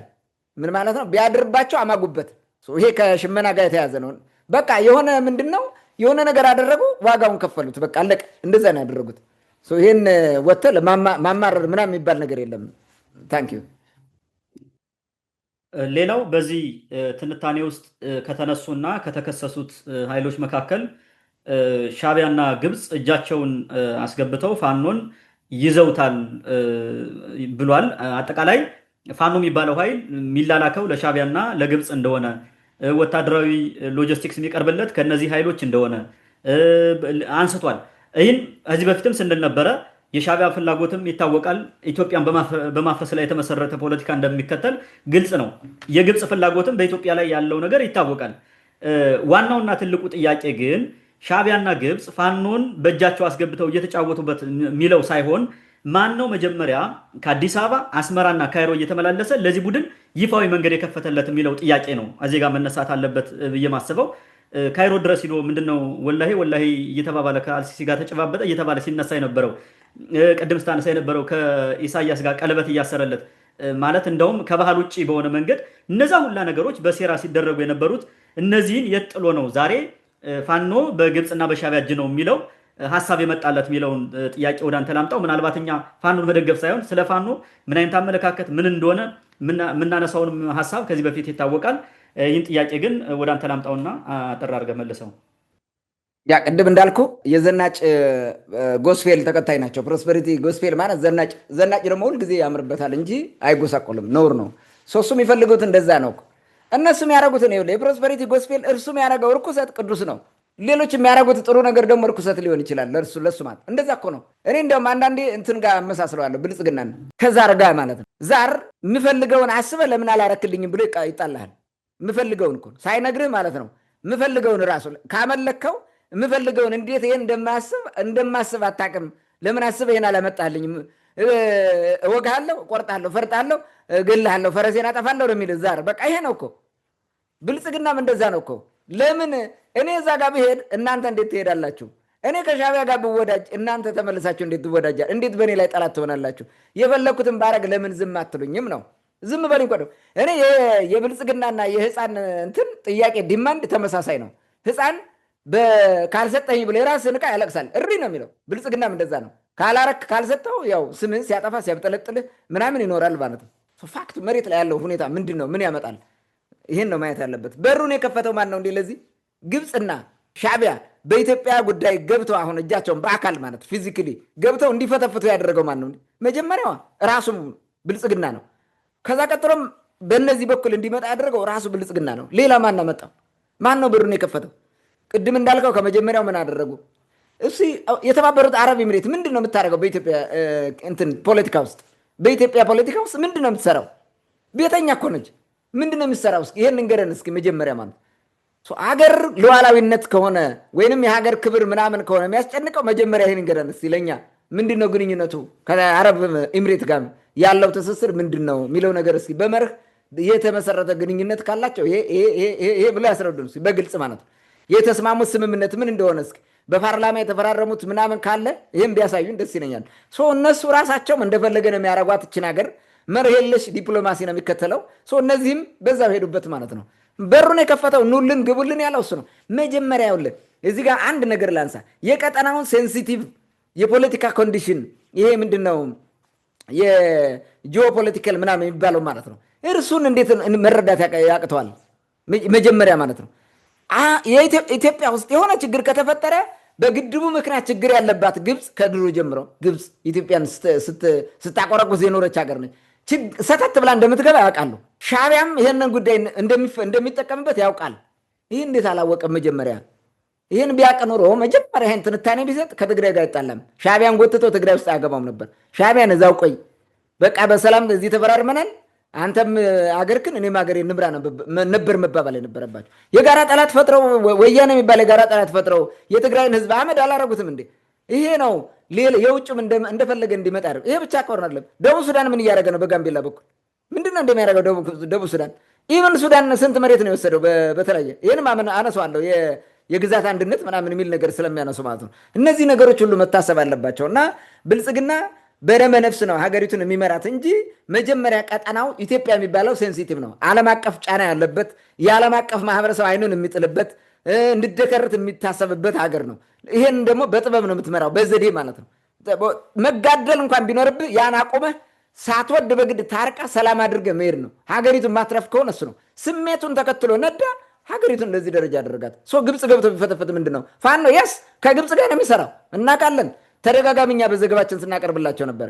አሁን ሁሉም እነሱ የሚሉት ነገር እውነት ነው። ይህን ያደረጉት ግን እነሱ ናቸው። በፍጹም ሌላ ነገር አይደለም። ጡጦ አጥብታ ያሳደጉት እነሱ ናቸው። ይህን ሁሉ ችግር ያመጡት ራሳቸው ናቸው። ብልጽግና ለምን ይሄን እንትን አይልም ማለት ነው። በሌላ በኩል የሴሜቲክና የሰላም መንገድ ከመምረጥ ይልቅ የጦርነት መንገድ መርጠው ነው ይህን ነገር ያደረጉት። ጦርነት ውስጥ ስትገባ ይሄ ነገር እንደሚመጣ ጠላት ክፍተቱ እንደሚጠቀም ማወቅ አለብን ማለት ነው። ይህም የብልጽግና መንግስት ጥፋት እንጂ የእነዚህ ኃይሎች ጥፋት አይደሉም። ኦልሬዲ አንድ ጊዜ ተመስርተው ህልውና ካመጡ በኋላ የተቋሚ ኃይል ሆነው ከተደራጁ በኋላ ከፈለጉት ኃይል ጋር ሄደው መገናኘት እንትን ማለት ግዴታቸው ነው። ምንም ማድረግ አይችሉም። ብትተቸው ባትተቸው ከህዝብ ለመነጠል የሚጠቅም ፕሮፓጋንዳ ልሰራበት ትችላለህ እንጂ ምንም ትክክል አይደለም ልትሉ አትችልም። እኔ ትክክል ነኝ ትክክልሉን ከመንግስት ጋር ከተጣላሁ የምጠቀመው ሁሉ ተጠቅሜ መንግስት ለመጣል ነው የምታገለው እንጂ ከግብፅ ጋር ከምናምን የሚል ነገር ሊኖረኝ ይችላል ብዬ አልገምትም። ማድረግ የለባቸው እኔ እንደ እንትን ሲጀመር ከመንግስት ጋር መዋጋት የለባቸው ዝም ብለው ቢተውለት ማለት ነው። ያው ኢትዮጵያ አፍሪካ አይደል የቻለውን ያክል ተንገዳግቶ ይወድቃል እንደ ወያኔ እንደዛ ይሆን ነበረ እዚህ አገሪቱን በዚህ ደረጃ ከሚያንኮታኩቱት ማለት ነው። ኤኒዌይስ ይህን ሁሉ መንገድ የመራውም ያመጣውም የችግሩም በቃ ጠቅላይ ገዢ ብልጽግና ነው። ሌላው ህወሓት የመንግስትን ቅራኔ ለመፍታት የወሰደው መንገድ ቅራኔን በማዋለድ የተቋጨ ነው ይላል። ማለት ኢህአዴግን አጠቃላይ ኢህአዴግን በበላይነት ሲመራ የነበረው ህወሓትም ስለሆነ ችግር ሲነሳ መንግስት ውስጥ ሌላ ችግር በማዋለድ ነው ሀገሪቱ ውስጥ በዛ መንገድ ነው የተቋጨው። ውድቀቱም የተፋጠነውም የወደቀውም በዛ መንገድ ነው የሚል ሀሳብ ደግሞ እዚህ ጋር አንስተዋል። ምን ለማለት ተፈልጎ እንደሆነ ግልጽ አይደለም። ምናልባት ይህ ህብረ ብሔር ፌዴራሊዝም የሚለውን እነሱ የማይፈልጉትን ህገ መንግስት የብሔሮች እኩልነት ምናምን የሚለውን ሀሳብ ነው ወይስ ሌላ ነገር አለው የሚለውን እዚህ ጋር ብናነሳው ደስ ይለኛል። እነሱ በግልጽ አልተናገሩም፣ ግን ምን ለማለት ተፈልጎ ነው የሚል ጥያቄ ቢነሳ የብዙዎችም ሊሆን ስለሚችል ምን ሊሆን ይችላል? ወደ አንተ ልምጣ። ኦኬ እንግዲህ ምንድን ነው የሚለው ጥያቄውን ላንብበው። ህወሓት የመንግስትን ቅራኔ ለመፍታት የወሰደው መንገድ ቅራኔን በማዋለድ የተቋጨ ነው ይላል። ይህ ማለት ምንድን ነው? የቀደሙ የነበሩት የመንግስታት ችግሮች ማለት ነው፣ ቅራኔዎች ከዛ በፊት የነበሩት በደርግም በኃይለስላሴም በምንም የነበረውን ለመፍታት ወይም አንግቦት የመጣ አይዲዮሎጂ የብሔር ፌዴራሊዝም የሚል ነው ሀሳቤው ማለት ነው። ዋና ትኩረቱ ህብረ ብሔር ፌዴራሊዝም ነው። ህዝቦች ሲጨቆኑ ነበረ በገዢ መደብ። ስለዚህ ከዛ ጭቆና ወጥተው እኩል እንዲሆኑ ህብረ ብሔር ፌዴራሊዝም ያስፈልጋል። ህዝቦች ብሔረሰቦች ራሳቸውን በራሳቸው ማስተዳደር አለባቸው የሚለውን ሀሳብ ያን ነው የጠሉት ማለት ነው። ይህን ነው ትክክል አልነበረም ብሎ የሚተቹት ማለት ነው። እዚህ ጋር በዋናነት ህብረ ብሔር ፌዴራሊዝም የሚባለውን ነገር ለማንቋሸሽ ለማጣጣል የመጡት ነው። እውነቱን ለመናገር የህወሓት ችግር የዘረጋው ህብረ ብሔር ፌዴራሊዝም የሚለው የመንግስት ስርዓት ሳይሆን ራሱ ይህን ስርዓት በራሱ እጁ ማለት ነው ማፍረሱ ነው። ራሱ ነው ያፈረሰው ይህን ስርዓት ማለት ነው። ያበላሸውም ህወሓት ነው። ስርዓቱ ችግር የለበትም በራሱ ማለት ነው። በትክክል በአግባቡ ኢምፕሊመንት ብናደርገው የህዝቦችን እኩልነት የሚያረጋግጥ ነው። በዚህ ሂደት የሚፈጠሩ ችግሮች እንዳይኖሩ ማስተካከያዎችን አድርገን መሄድ ነው እንጂ ኢምፕሊመንት አላደረገውም። ይሄ የብሔር ብሔረሰቦች ቀን የሚል ህዳር 30 ነው 29 እየተሰባሰበ ከማክበር ያለፈ ህዝቦች በሪል እኩል እንዲሆኑ አላደረገም። ትልቁ ችግሩ የኢህአዴግ የሚባለው ይሄ ነው። ለህወሓትም ከሰጡት ህወሓት የሚባለው ያልሰራው ነገር ይሄ ነው እውነታው ይሄ ነው እንጂ ህብረ ብሔር ፌዴራሊዝም በራሱ ችግር አይደለም። ምን ሆኖ ነው ችግር የሚሆነው? እያንዳንዱ ህዝብ በቋንቋ ስለተዳደረ ምንድን ነው ችግር የሚመጣው? ምን ሆኖ? ህገ መንግስቱ ደግሞ ማንም ህዝብ ይላል ማንም ኢትዮጵያዊ ከቦታ ቦታ ተዘዋውሮ የመኖር ሀብት የማፍራት ሌሎችም መብቶች አሉት ይላል። ያን ቢያስከብር ኖሮ ይሄ ችግር ይመጣል? ይሄ በኋላ ወደ ጽንፈኝነት እየወሰዱት እንደመጡ እናውቃለን ማለት ነው። ሆን ብለው ቲፒኤልኤፍ ለዚህ እንዳልመጣ አሁን ይሄ የስርዓቱ እኔ ትክክል ነው ብዬ ነው የማምነው። ነገር ግን ትልቁ ችግር ምንድን ነው መሰለህ? ይህን ነገር ሲያመጡት ወደ መሬት ሲወርዱት ከልባቸው አልነበረም የተገበሩት ማለት ነው። ወደ ህገ መንግስት ምናምን ሲቀይሩት ለምን ቅማንትን በመሰረት ነው የጀመሩት። መጀመሪያ 1977 ዓ.ም ቅማንት ተብሎ የተቆጠረን የራሱ ቋንቋ ያለው ህዝብ የተቆጠረን ህዝብ የሰረዙት ተመካክረው ራሳቸው ናቸው። ስለዚህ የህወሓት ሴራ እንደነበረ እናውቃለን። የወሰዱት የፖለቲካ መስመር ግን ትክክል ነበረ። ይሄ ለእኔ ብዬን አሁንም ቢሆን የሚያዋጣው ለኢትዮጵያ ነው። አብራራዋለሁ ለምን እንደሆነ ማለት ነው። በምንም መንገድ በምንም ልሙጥ መደመር በሚል ኢትዮጵያ እንድታድናት አትችልም። የኢትዮጵያ እንደዛ አይደለም። አፈጣጠሯም ተፈጥሯም እንደዛ ስላልሆነ እሱን አነሳዋለሁ። ስለዚህ ህወሓት ወንጀለኛ ነው ከተባለ ወይም እነሱ እንደሚሉት ከሆነ ያመጣውን ህብረ ብሔር ፌዴራሊዝም በአግባቡ ባለመፈጸሙ ነው ተጠያቂ የሚሆነው ማለት ነው። ዛሬም ሆነ ነገ መፍትሄው ህብረ ብሔር ፌዴራሊዝም ብቻ ነው ለኢትዮጵያ። ለምን? ይሄ ደግሞ ከኢትዮጵያ ታሪክ ጋር በቀጥታ የተሳሰረ ነው። ከኢትዮጵያ ታሪክ ጋር የሚገናኝ ነው። የኢትዮጵያ ህዝብ ዛሬ ህብረ ብሔር ፌዴራሊስት የሆነው ለምንድን ነው ማለት ህብረ ብሔር የሆነው ለምንድን ነው? ለምን አንድ ህዝብ አልሆነም? ያ ሁሉ ታሪክ ተጓተን እንዲያውም በዓለም ረጅሙን የታሪክ ቆይታ የተከተለችው ኢትዮጵያ ናት። ለምንድን ነው አንድ ያልሆነው ህዝቡ? ለምን አንድ አይነት ህዝብ አልሆነም? አንድ ቋንቋ ብቻ የሚናገር አንድ ህዝብ እንዴት አልሆነም? ያን ሁሉ ዘመን ሲኖር የተከተልነው የመንግስት ስርዓት እንደዛ የሚያደርግ አልነበረም። ከአክሱም ጀምረህ የተወሰደው የስርዓት አንዱን ታስገብርና በወጉ በባህሉ በቋንቋው እንዲተዳደር አድርገው ነው የሚተውት። ሰሚት እስካረገ ድረስ ግብር እስከከፈለ ድረስና ለንጉሱ እስከተገዛ ድረስ ማለት ነው። ለአፄው ወይንም ለንጉሰ ነገስቱ እስከተገዛ ድረስ ምንም ያደርጉት። ይሄን ማየት አለብን ማለት ነው። በታሪክ ህዝቦች በንጉስ ሙሉ ቁጥጥር ስር ወድቀው አያውቁም። ኢቨን ዛሬ አማራ አንድ ነው የሚባለው አማራ የሚባለው ክልል እንኳን እንደሱ አልነበረም። ምን ኪንግደም ኦፍ ጎጃም ነበረ፣ የራሱ ወግ የራሱ ባህል ያለው የራሱ እሳቤ ያለው ህዝብ ማለት የራሱ ቋንቋ የነበረው ህዝብ። ኪንግደም ኦፍ ደምቢያ የራሱ ቋንቋ የራሱ ባህል የራሱ ወግ ያለው። ኪንግደም ኦፍ በጌ ምድር የራሱ ወግ የራሱ ባህል የራሱ ቋንቋ የነበረው የሚታወቅ እኮ ነው። ኪንግደም ኦፍ አማራ ወሎ ከባቢ የነበረ፣ ኪንግደም ኦፍ አንጎት ሳሙኤል የነበረ፣ ኪንግደም ኦፍ ወለቃ እዛ አማራ በኩል ወደ መራቤቴ በኩል የነበረ፣ ኪንግደም ኦፍ ሸዋ የሚባለው እንዲያውም ብዙ ኪንግደምስ ነበሩ፣ ግድም ይፋት ምናምን የሚባለው ያ ራሱን እንትን ሲያስተዳድር የነበረ ነው። ይሄ በሙሉ አንድ ህዝቡን አያውቅም በእንትኑ ማለት ነው። በአንድ መንግስት ተጨፍልቆ ተገዝቶ አያውቅም። የሰለሞን ስርወ መንግስት የሚባል ሲመጣ ኢምፓየር ቢውልድ ሲያደርግ እነዚህ በኢምፓየሩ ውስጥ ያሉ እንትን ሆነው ነው የቀጠሉት። እንደ ፌዴራል አይነት ስርዓት ነው የነበረው። ለምን ግብር እስከከፈሉ ድረስ ምንም ያደርጓቸው። ይሄን በምን ታውቃለህ መሰለ? እያንዳንዱ ግዛት በዛ ጊዜ የነበረው ግዛት እያንዳንዱ ግዛት ምን ነበረው? የራሱ ስያሜ የራሱ የፖለቲካ ስያሜ ነው የነበረው። ለምሳሌ መሪውን የሚመርጠው ህዝብ ነው። የሰሜኑ መሪ አጋፋሪ ነው የሚባለው፣ ሰሜን አውራጃ ነው በዛ ጊዜ። አማራ የሚባለው ሌሎችም የተወሰኑ እንትኖች ደግሞ ጸሐፈላ የሚባለው፣ የጎጃሙ ነጋሽ ነው የሚባለው። ትግራይ ውስጥ በሆነ ባህር የሚባለው ባህር ነጋሽ ነው የሚባለው። ንጉስ የሚባለው የተወሰነ ነው። የበጌ ምድሩ እንትን አዛዥ ነው የሚባለው። መሪው የሚመርጠው ህዝብ ነው። ኪንግደም ኦፍ ደምቢያ ከንቲባ ነው የሚባለው። እንዲህ እያደረገ ብዙ አካባቢዎች በራሳቸው ሲተዳደሩ ነው። በቃ ንጉሱ ሲመጣ ግብር ይከፍሉታል። በቃ ለንጉሱ ገብተናል ይላል። አለቀ። ንጉሱም እኔ መጥቼ ካልፈተፈትኩ እኔ ካልሾምኩባችሁ የሚል የለውም። መጥቷል። የደምቢያው ገዢ በእኛ ስር ነው፣ ይሄን ያምናል፣ ግብር ይከፍላል ነው እንጂ ለምን ከሌን መረጣችሁት ምናምን የሚል ነገር የለም። ፌዴራሊዝም ማለት ይሄ ነው። እንዲህ ነው የኖረው። በዚህ ሂደት ለረጅም ዘመን አብረው ስለኖሩ ያን ማንነት አሳድገው ዘልቀው እንዳለ ጠብቀው ነው የኖሩት ማለት ነው። ዛሬ ለምንድን ነው ያማራው ጎጃሜ፣ ጎንደሬ፣ ወሎዬ፣ ሸዋ በሚል ማይስማማው? ለምንድን ነው? የራሱ ማንነት ነው ያለው። በዛ ደረጃ የኖረ ነው። ከድሮ ጀምሮ እንደዛ ነው። የነቀደመውን ማንነቱን ካፈረሱት በኋላ እንደዛ አይነት እድገት አሳድጎ በራሱ መንገድ የመጣ ህዝብ ነው። ይሄ ታሪክ ምንድን ነው የሚያሳየን? መጨፍለቅን ያሳየናል? አያሳይም። የኢትዮጵያ ህዝብ ፌዴራሊስት ሆነው ነው የኖረው ከጥንት ጀምሮ ማለት ነው። ሌላውንም እና ምኒልክን እንኳን በተወሰዳቸው እና አባ ጅፋርን ሌሎችን እንዴት አድርገው ነው ያስገብሯቸው? አብረው አስገብተው የራሳቸው የመንግስት ፓርት አድርገው ግን ደግሞ አካባቢያቸውን በፈለጉት መንገድ እንዲያስተዳድሩ አውቶኖሚውን ሰጥተው ነው እንደዚህ ያደረጉት ማለት ነው። በዚህ ምክንያት በዚህ መንገድ የመጣችን ኢትዮጵያ ዛሬ ልጨፈልቀው አትችልም። ኃይለስላሴ ነው ይሄን ሁሉ የሞከረው። ጭፍለቃውን ኃይለስላሴ የሞከረው ነው። እስከ 19ኛ መቶ ክፍለ ዘመን አማራ የሚባል ገዢ ማለት በአማራ ስም የሚጠራ ግዛት እንኳን አንድ ቦታ ወሎ አካባቢ ነው የነበረው እንጂ አልነበረም። ከ19ኛው በኋላ ነው ማለት 1800 በኋላ ነው የአማራ ፕሮፐር የትግራይ ፕሮፐር እየተባለ ሌሎቹን እየጨፈለቁ ያደጉት ማለት ነው። ሸዋው አልተካተተም እዚህ ውስጥ። ሸዋው ራሱን ችሎ ነው የኖረው። ይህን እናውቃለን ማለት ነው። ስለዚህ ይሄ ምንድን ነው የሚያሳየው? ታሪካችን አሁን ባለው የህብረ ብሔር ፌዴራሊዝም ስርዓት እንድትቀጥል የሚያደርግህ ነው እንጂ በምንም መንገድ አንድ መንግስት እንደፈለገ ጨቁኖ ደፍጥጦ ረግጦ የሚገዛው እንትን ህዝብ የለም ኢትዮጵያ ውስጥ፣ ሊኖር አይችልም። ላደርግ ብትልም አይጥመውም። ራሱ በራሱ በአካባቢ ስተዳደር ነው የሚፈልገው ኢትዮጵያ ህዝብ። ይህን ነው ማድረግ ያለብህ።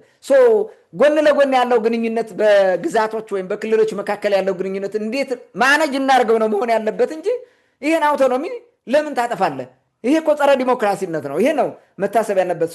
እያሰቡ ያሉት ወያኔ ያመጣው ትክክል አይደለም ካሉ ከዛ በፊት የነበረ ሀገሪቱ ያለፈችበትን ታሪክ አያውቁም ማለት ነው። እነዚህ በደም ፍላት ነው፣ ዝም ብለው በዛር መንፈስ ነው የሚያጦዙን ማለት ነው። ይሄን መተንተን ያስፈልጋል። ገዢ ትርክት ምናምን እያለ ሲያንቋርር ትሰማዋለህ። ይሄ ግን ትክክል አይደለም። ለምን ገዢ ትርክት? ይሄንን ታሪክ ነው ማምጣት ያለበት። ገዢ ትርክ የሚባለው ታሪክ ነው መሆን ያለበት፣ የቀደመው ታሪካችን ነው እንጂ ትርክት ለምንድን ነው የሚፈጠረው በሚዲያ? ይህ እኮ አዲስ አይዲዮሎጂ ፈጥረህ ወይም ሃይማኖት ፈጥረህ እሱን እንደማስበክ እኮ ነው። እንዲህ የሚባል ነገር የለም። ታሪካችን ወደኋላ የመጣንበት በሙሉ ህብረ ብሔራዊነትን ነው የሚያሳየው። ፌዴራሊስት የሆነን አወቃቀር ነው የመንግስት አወቃቀር ነው የሚያሳየን እንጂ ጨፍልቀ ደፍጥጠ የሚል የለም በፍጹም ማለት ነው። የቅድም እንዳነሳሁት ማለት ነው ኃይለ ሥላሴ ተንከሲስ የሰራው ያወደማት ችን ሀገር እንዲህ አድርጎ ነው ቋንቋ ጠፋለሁ ብሎ ያ ሁሉ አዋጅ እያወጣ የሰራው ነው ዛሬ እዚህ ጋር የሚያባላን ማለት ነው። ይሄን ተቃውመ ትክክል አልነበረም ብለ መምጣት ምንድነው እንትን የሚያደርገው? እናም ህወሓት ያመጣው ስርዓት ትክክለኛ ነበረ፣ ሳይፈጽመው በመቅረቱ ራሱ ተበላ ተዋረደ። ይሄ ሆኗል እንጂ ሀሳቡ ጥሩ ነው የነበረው፣ ምንም ችግር አልነበረም።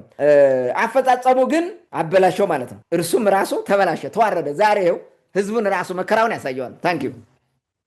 መልካም እንግዲህ እንዳጠቃላይ በተለይ ህወሓት የመንግስትን ቅራኔ ለመፍታት ሌላ ችግር ሲፈጥርም እንደነበረ ከዚህ በፊትም ያሉት ትክክል እንዳልነበሩ ለማንሳት የሞከረበትን ሀሳብ በተመለከተ ለሰጠን አስተያየት ከልብ አመሰግናለሁ።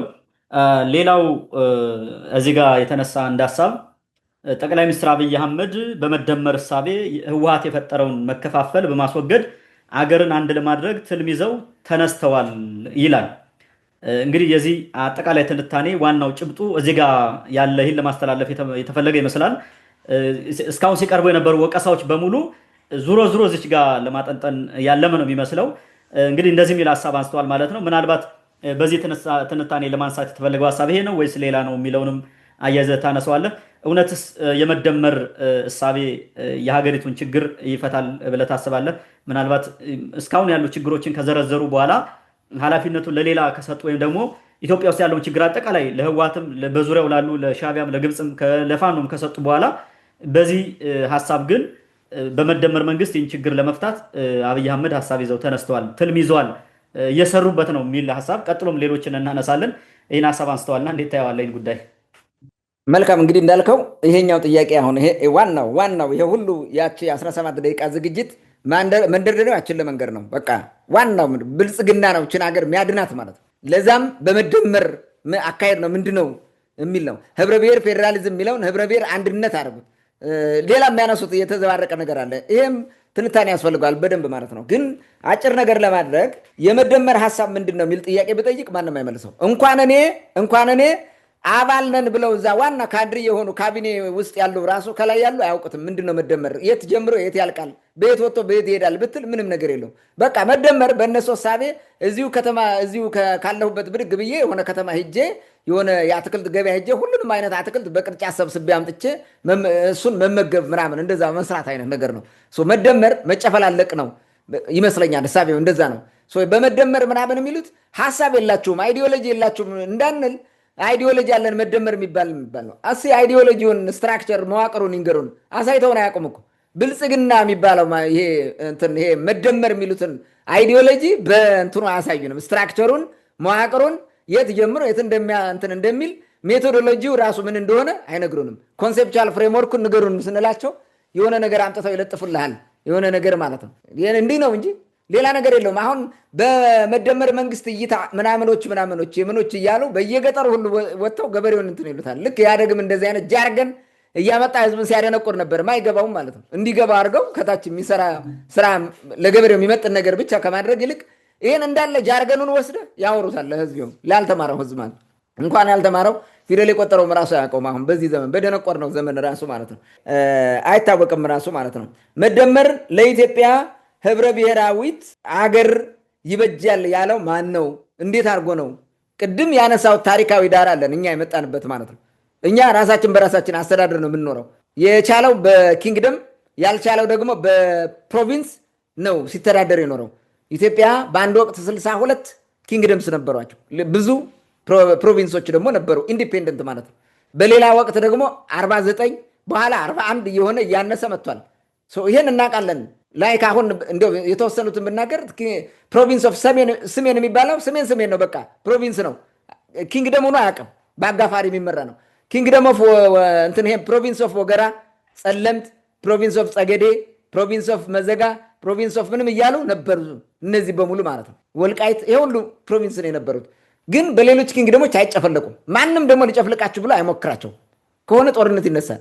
እንደዛ ነው የነበረው። ለምንድን ነው ይሄ እኮ ባህሪያችን የመጣንበት ማንነታችን የፖለቲካ ስርዓታችን የተሰራበት ነው። ይህን ላፍረሰው የሚል አለማወቅ ነው። ኢትዮጵያን ስለማያውቁ ታሪክ ስለማይወዱ ማለት ታሪክ የሚባል ነገር አይሰራም ለብልጽግና ዶን ላይክ ቅድም እንደነገርኩ ፕሮስፔሪቲ ጎስፔል ታሪክ አይወድም። አሁን እዚህ አዘበሪ ሙቭመንት ያለውን ነው እነሱ ሪያሊቲ የሚሉት ማለት ነው። ይህን ይዘው መሮጥ ነው እንጂ ታሪካዊ ዳራ ለዚህ ያመጣህን ነገር አጠቃላይ ማንነት ቢልት የሆነበትን ነገር አይመለከቱም። በዚህ ምክንያት ነው ይህን ማየት የማይፈልጉት ማለት ነው። ሰው መደመር የሚባል አያዋጣም። ምንድን ነው መደመር?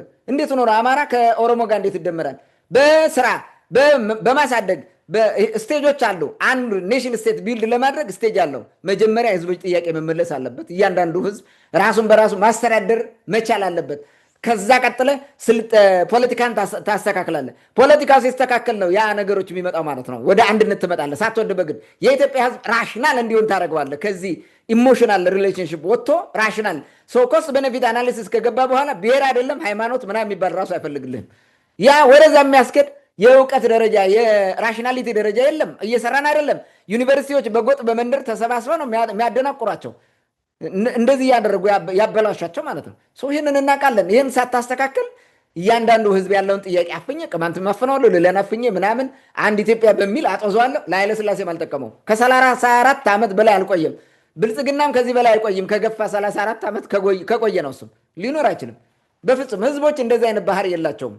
ራስ ትተዋቸው እርስ በርሳቸው ይግባባሉ። አንተ እያመጣ ኢምፖዝ በምታደርግባቸው ግን አብረው ኑሮ አይቆም። እንደዚህ ይሄ የምናውቀው ነገር ነው። ስለዚህ ከዚህ አንጻር ቢመለከቱት ጥሩ ነው ብዬ ነው የማስበው። ይሄ የራስን ስልጣን በሌሎቹ ላይ ጭኖ ለመዝለቅ የተፈጠረ ነው። ለምን ሁሉን አንድ ማድረግ አለብን፣ መጨፍለቅ አለብን። ካልተደመረ ሰሜኑን አንቆጣጠረውም የሚል እሳቤ አላቸው ኦህዴዶቹ ማለት ነው። ስለዚህ መደመር ኦሮማራ ኦሮ ሶማሌ በለው ኦሮ አፋር ኦሮ ምናምን እያረከው ትመጣለህ። በሜን ፖይንት ማን ነው? ኦሮ ነው እዚህ ጋር። ይሄ ትልቅ ችግር ነው። ተረኝነት ማለት ይሄ ነው። ህወሓት በአቅሟ በዛ ጊዜ በነበረችው የሄደችበት መንገድ ይሄ ነበረ። ቅድም እንደነገርኩ ብሔራዊ ፌዴራሊዝም ከማስከበር ይልቅ የራሷን ቡድን የፖለቲካ ጥቅም ማለት ነው ፖለቲካ ደጋፊዎቿን ተጠቃሚ ለማድረግ የሄደችበትና በመረጃ በስለላ አፈና ለመያዝ የቀጠለችበት ነው ያፈረሳት። ስርዓቱን እንዳለ እንዳመጣቸው ተግብራ ህዝቦች ራሳቸው በራሳቸው እየወሰኑ እንዲያድጉ ጥያቄ ሲያነሱ እየመለሱ ሂዶ ቢሆን ይሄ ሁሉ ነገር አይመጣም። ብልጽግናም እንዲህ ነው፣ ለማፈን ነው። በኢትዮጵያ ስም ሊጨፈልቅህ ነው የሚመጣው እንጂ በምንም መንገድ እሱ አይደለም። ኖ ወይ ይሄ ሊሆን አይችልም። ስለዚህ ለውጥ ማለት በመደመር እንፈተዋለን የሚለው ነገር ትክክል አይደለም። በመደመር መጨፍለቅ ምንም ነገር ልታመጣ አትችልም። ሀገሪቱም የትም ነገር ቦታ ልትቆም አትችልም። መደመር እንኳን ለእኛ ለብልጽግና ካድሬዎች ቅድም እንዳልኩ አልገባቸውም። ሳይገቡት ደግሞ እኛ ወደ መሬት አውርደን ልንሰራ አንችልም፣ እነሱም ሊሰሩት አይችሉም። የሚበላ ነገር አይደለም። መደመር ማለት እንትን ነው፣ ቅዠት ነገር ነው። ምንድነው ይሄ? ዩቶፒያን ቲዎሪ ነው። ዝም ብለህ በቃ እንዲሆነን ሰላም ሆነን እንሄዳለን። እንዴት ሆኖ ፕራክቲካል አይሆንማ። ስለዚህ ፕራክቲካል የመጣንበት እንደዛ ነው። ሶማሌውን በሌላ አምጥተህ ከሌ ነው የሚመራህ ምናምን ብትለው አይሆንም፣ አይፈልግም። አካባቢውን በራሱ መተዳደር፣ ወጉን፣ ባህሉን፣ ሪሶርሱን በራሱ መጠቀም ይፈልጋል። ይህም መፍቀድ የዲሞክራሲ ጫፍ ነው። ተደጋጋሚ እለዋለሁ። ይህም ባለማድረጉ ነው ችግር የሚመጣውና መደመር መፍትሄ አይደለም። በፍጹም መደመር መጠፋፊያችን ነው። ይህን በሆነ ቀጥሎ አነሷለሁ ይመስለኛል።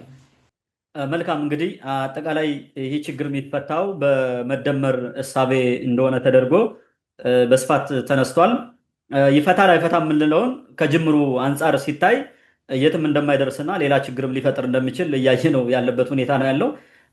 ምናልባት ለወደፊቱ እናየዋለን። ሌላ አሁንም ከዚህ ጋር በተያያዘ ቅድም እንዳልከው 17 የሚሆን 18 ደቂቃ የተሰራችው ቪዲዮ ዋና ጭብጡን እዚህ ጋር ይህን ለመናገር ወይም ደግሞ ይህን ለማስተላለፍ እንደሆነ የሚያሳዩ ቀጥለ የምናነሳቸው ብዙ ጥያቄዎች አሉ።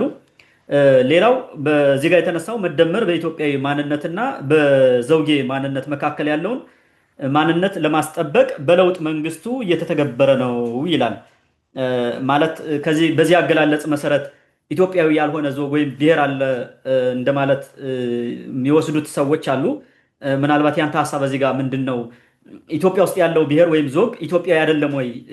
በዚህ አገላለጽ አሁን መደመር ሀሳብ የሚለው ይህ ነው ጭብጡ እንደማለት አድርገው ገልጸውታልና ይህ የብዙዎች ጥያቄ ሊሆን ስለሚችል ምን ማለት ነው የሚለውም ትርጓሜው በራሱ የተፋለሰ ይመስለኛል። ወደ አንተ ልምጣ። ስለዚህ የመጀመሪያው ዲአክቶማይዜሽኑ ትክክል አይደለም። ዲአክቶማይዝ ሲያደርጉት ማለት በሁለት ሲከፍሉት ትክክል አይደለም። ኢትዮጵያዊ አንድነት ማንነት ነው። ኢትዮጵያዊ ማንነትና ዘውጌ ማንነት ይሉታል። የብሔር ማንነት የሚለው ነው። ብሔር ብለው መጥራት ያማቸዋል፣ አይወዱም። ዘውጌ ብለው ጠሩት ማለት ነው። ይሄ አሁን ስትመለከተው በራሱ ተፋልሶ ነው ያለበት። ኢትዮጵያዊ ማንነት ማለት ኢትዮጵያ ውስጥ ያለ ብሔር እንዴት ኢትዮጵያ አይደለም? አሁን ምንድነው ኢትዮጵያንስት ብሎ ሲያወሩ እኔ ግርም ይሉኛል። ኢትዮጵያዊስትና ብሔርተኛ ይላል። ብሔርተኛ መሆን ኢትዮጵያዊ ነህ። ከብሔርተኛ የሆነ ፖለቲካ ውጭ ውጣ ኢንዲቪጁዋል ምናምን የሚል ነገር ስበክ ኢትዮጵያዊ ነህ። ኢትዮጵያዊነት ማን ነው የሚቀማው? ለብሔሮች ለቅማንት ኢትዮጵያዊነት ቅማንት መሆኑ እና ቅማንትነት በቅማንትነት ልተዳደር ማለቱ ማን ነው ኢትዮጵያዊነት የሚቀማው? እንዴት ይቀማል? እነዚህ በግድ የሌለን ዲአክቶማይዜሽን ነው የሚፈጥሩት ማለት ነው። የሌለን ሁለትዮሽ ማለት ነው። ዱዋል ሪሌሽንሽፕ ለመፍጠር ይፈልጋሉ በሌለ ነገር ማለት ነው። ይሄ ዱዋል ሊሆን አይችልም። አንድ ነው። ኢትዮጵያውያን ናቸው ሁሉም። ብሔርሁን በጎሳውን ሃይማኖቱን ሁሱ ኤቨር ኢትዮጵያዊ ነህ። ኢትዮጵያን አልፈልግም እገነጠላለሁ እስካላልክ ድረስ ማለት ከተገነጠልክ ኢትዮጵያ አይደለም። የመገንጠል ጥያቄ አንስተህ ካነሳ ኦኬ ህገ መንግስቱ የሚፈቅድልህ ከሆነ እሱን ትነጋገራለህ። በኢትዮጵያዊነት ሴንስ ማለት ነው። አትገነጠልም ብሎ ህዝቡ ከወሰነብህ አትገነጠልም። እገነጠላለሁ ካልክ ኢትዮጵያ አይደለም፣ ትወጋለህ። በቃ የሚሆነው ነገር እንደዛ ነው። ምሬትና ጭቆና ሪል ነው። በቃ ለመገንጠል ያበቃል። እኛም ማድፍረፍ አልቻለም ህዝብ ካለ ለምን አይገነጠልም? እየተገደለ ይኖራል። አሁን ጨፍልቄ ላኖርህ አይነት ነገር ነው። ይሄ እኮ የዲሞክራሲ እንትን ነው፣ ዋስትና ነው። በነገራችን ላይ ይሄን አሁን ካለው ከወቅቱ የመደመር ቅዠት ውስጥ ይሄን ብትናገር እንደ ሞኝ ነው የምትቆጠረው እንጂ ትክክለኛ አይደለም። እነሱ የሚያወሩት ይሄ ነው ትክክለኛ የሆነው ነገር ማለት ነው። ምንድነው ኢትዮጵያዊ ያልሆነ ዘውግ እነሱ እንደሚሉት ቡድን የለም። ሁሉም ኢትዮጵያዊ ነው። ጉራጌ ኢትዮጵያዊ ነው፣ ደቡብም ኢትዮጵያዊ ነው፣ ሶማሌም ኢትዮጵያዊ ነው፣ ሌላውም ኢትዮጵያዊ ነው፣ ኦሮሞውም አማራውም ኢትዮጵያዊ ነው። ከዚህ ውጭ ሊሆን አይችልም። ማን ነው የሚቀማኝ ኢትዮጵያዊነቴን? ቅማንቱኝ አማራ ሆኖ ማን ነው ኢትዮጵያዊነት የሚቀማው? በሌለ ነገር ዲአክቶማይዝ የሚያደርጉት ነገር የመጀመሪያ ስህተት ነው። በሌለ ነገር የተመሰረተ ሀሳብ ውድቅ ነው ማለት ነው። የብልጽግና ሀሳብ በዚህ በኢትዮጵያዊ አንድ ማንነትና በዘውጌ ማንነት መካከል ያለ ነው ይላል። መጀመሪያ ኢትዮጵያዊ ማንነት የሚባል ሌላ የተለየ ማንነት የለም። የዘውጌ ማንነት የሚኖር ኢትዮጵያዊ ነህ፣ በቃ አለቀ፣ ኢትዮጵያዊ ነህ። ምኑን ነው የሚለየው? አሁን እዚህ የለም። ምንድነው የመጨፍለቅና የፌዴራል ስርዓት መካከል ነው የገባሁት እኔ ነው። በሂደት ቀስ አድርጌ ከፌዴራል ስርዓት አውጥቼ ወደ ዩኒተሪ ገቨርንመንት ላመጣችሁ ነው። በእኔ የንግስና ቁጥጥር ስር ነው መሆን ያለባችሁ። ክልል የለ ምናምን አውቶኖሚ የለ ምን የለ፣ የምን ራስ ማስተዳደር ነው። እኔ ነው ማስተዳደር። እኔ በምፈልገው ፖለቲካ በምፈልገው ተረኝነት ነው የምመራ ማለት ነው። ሌላ ነገር የለውም ይሄ ማለት ነው። ዘውጌ ምናምን የሚለው ኮንሴፕት በራሱ ምን ያክል ንቀት እንዳላቸው የሚያሳይ ነው። ይሄ ትክክል ስላልሆነ ማለት ነው። ጨፍላቂው ብልጽግና በሁለት መካከል ትልቅ ስንጥቅ ያለ ለማስመሰል ይፈልጋል። የለም፣ እንደዛ አይደለም። አንድም ስንጥቅ የለም በዚህ መካከል ማለት ነው። የብሔር ማንነትን ስታስከብር በሀገር ደረጃ ስለሚኖረው ነገር የተቀመጠው ማየት ያለበት ይመስለኛል። ብዙ ነገሮች ስላሉ በኋላ እናነሳቸዋለን። ህገ መንግስቱንም ሄደህ ማየት ትችላለህ። ህገ መንግስቱ እነሱ በካልቸው ስላሉት አይፈልጉትም እንጂ ማየትም ጥሩም ነገር አያስቡለትም ለህገ መንግስቱ። ህገ መንግስቱ ላይ እኮ በክሊርሊ ተቀምጧል እዛ ያለው ነገር ማለት ነው። የግለሰብ መብቶች የህዝብ መብት እንዴት ተጠባብቀው ሊሄዱ እንደሚችሉ እኮ ተቀምጧል። እሱን ለምን አይተገብርም? ባለመተግበር የመጣን ነገር ግን ዛሬ ተረኛ ሆኖ እሱ ድል ስላገኘ በእኔ ስልጣን ዘመን ሁሉ ልቆጣጠረው ግራስ ብላ አድርገው ይሄ ህብረ ብሔር ፌዴራሊዝም የሚለው አወቃቀር እንደ ልቤ እንዲጨፍር አያደርገኝም። አማራውም ጋር ሄጄ ትግሬውም ጋር ሶማሌውም ጋር አፋርም እንደፈለግኩ እንዳረግ አይፈቅድልኝም። ስለዚህ የማፍረስ አለብኝ ብሎ እንደሚጥረው የምክክር ኮሚሽን ምናምን ወሰን ድንበር ምናምን በሚል የመጣው ይሄ ነው እንዳውቀዋለን። ይሄ አያዋጣም፣ ጨፍላቂነት አያዋጣም። ለኃይለ ስላሴም አልጠቀመም፣ ሊጠቅም አይችልም፣ ለኦህዴዱ ኃይል ማለት ነው። ይህም በደንብ አድርጎ መነገር ያለበት ይመስለኛል። በደንብ መታወቅ አለበት። የፖለቲካ ፈረሶቹ ሊጮሁ ይችላሉ፣ ፕሮፓጋንዲስቶቹ ማለት ነው። ቢጮሁ ግን እውነታው ይሄ ነው። የትም ቢሄድ ተመልሶ እዚህ ጋር መምጣቱ አይቀርም ማለት ነው። ስለዚህ ነው ይህን ለህዝብ ለማሳየት ደግሞ ህዝብና ህዝብ ያባላል ራሱ ማለት ነው። የሆነ ኢትዮጵያዊስትና ኢትዮጵያዊ ማንነትና የዘውጌ ወይም የብሔር ማንነት የሚባለው ተጣልቶ እየተባላ ነው ብሎ ለማሳየት ሲያባላ ኖረ። በዘመነ ኢህአደግ ነበር ይሄን እንጋደል ነበር፣ በብሔር ይጋደል ነበር። የትኛው ብሔር ከማን ጋር ተጣልቷል? ቀደም ብሎ ኢህአደግ ህይወት በነበረበት ዘመን ነበረ። አንዱ ክልል አንዱ ሲወር ነበረ። አንዱ ክልል አንዱ ላይ ሲዘምት ነበረ። የት ነበረ? የአማራ ክልል ነው የቅማንትን ጥያቄ አልመልስም በሚል ሲገድል ሲጨፈልቅ የነበረ ማለት ነው። የአሙን እኮ ኢህአደግ የሚባለው መጥቶ አጥንቶ እርምጃ ወስዳለሁ ብሎ እስከ ፓርላማ አቅርባቸው ነበረ። እንደዛ የገደሉ ሰዎችን አጥንቶ ወስዶ በሰብአዊ መብት ድርጅቱ ማለት አትሊስት ያስብ ነበር እኮ በዛ ደረጃ። ይሄ የብልጽግና መንግስት ይዞት የመጣውን የፖለቲካ የበላይነት ለማስጠበቅና እሱ የሚፈልገውን ሊጭንብን በህዝብ ለህዝብ ግጭት አለ እየተባለ እንዴ የብልጽግና መንግስት አይደል በ2011 ቅማንትን ሲያስጨፈጭፍ ቁሞ ያስጨፈጨፈው 2013 ራሱ አይደል እንደ በሞርተር በመድፍ ወያኔ ምንድነው ጁንታ እያለ የቀጠቀጠን ህዝቡን ዛሬስ ድረስ እንደፈለገ የገባ የሚያዘርፈው በመከላከያ ሰራዊት የሚያደርገው እሱ አይደል እንደ የህዝብ ግጭት የህዝብ ለህዝብ ግጭት ያለ ለማስመሰል የሚሰራው ብልጽግና ነው። የሚሰሩት እነዚህ ናቸው። የእንትናቸውን ለውጥ ብለው የሚያስቡት ለማጽናት ብለው እነሱ የሚሰሩት ማለት የወለጋ አማራዎችና ኦሮሞዎች የሚገደሉት በብልጽግና አይደለም እንዴ? በብልጽግና እኮ ነው የሚገደሉት፣ ሌላ ነገር የለም። የወሎ የከምሴ ኦሮሞ በዛና በዚህ አድርገው ያስገደሉት እነዚህ አይደሉ ራሳቸው። የተለየ ነገር አለ? ሌላው ቢሆን አሁን የአማራ ክልል ብቻውን ይሄን አድርጎ ቢሆን እርምጃ ይወስድ ነበረ። ግን አብሮ ሆን ተብሎ ተሰልቶ የብሔርና የብሔረሰቦች ወይም የህዝብ ለህዝብ ግጭት አለ ለመስበን ለማሳየት በተግባር እንደንተ መበላት ነበረብን። አባሉን አማራውን ከትግሬ አማራውን ከሌላው ጋር ወደ 6 ነው ምናምን ህዝብ ጋር አጋጩት። ሌላውም እንደዛው ማለት ነው። ሶማሌውን ከአፋር ጋር፣ ሶማሌን ከኦሮሚያ ጋር ሲያጋጭ፣ ደቡብ ከባቢ እንደዚሁ ግጭቶች አሉ። ይህን ሁሉ የሚቆሰቁሰው ብልጽግና ነው። በምንም ህብረ ብሔር ፌዴራሊዝም አላመጣውም። ህብረ ብሔር ፌዴራሊዝም ጽንሰ ሀሳቡ ህዝቦች ራሳቸውን በራሳቸው ያስተዳድሩ ነው። ስለዚህ ለምን ነው ማስተዳድሩት? ማን ነው በሌላው ህዝብ ውስጥ ታፍኖ የሚኖረው? ለምን ዋይ? እሱ ይሄንን ለማስጠበቅ ነው የሚፈልገው። አሁን ምን ያደርግላል? ያመጣና በኢትዮጵያ ደረጃ ይጭናል። አንድ ቋንቋ አምጥቶ ሊጭንብ ነው ወይ 2 ቋንቋ ያመጣና የሰፊ ህዝቦች ናቸው የአማርኛና ኦሮምኛ ይሁኑ ወይ ምናምን ብሎ ይጭናል። ለምን የምንጫነው? እኛ አንፈልግም። በራሳችን ቋንቋ የምንግባባው ካነስ በሀገር ደረጃ ስላለው አንድ የስራ ቋንቋ ይኖረን እንግባባለን። ምንም ችግር የለው። 2 ነው የምናደርገው ብሎ ኢትዮጵያ ከተስማማ ይስማማ፣ ምንም ችግር የለው።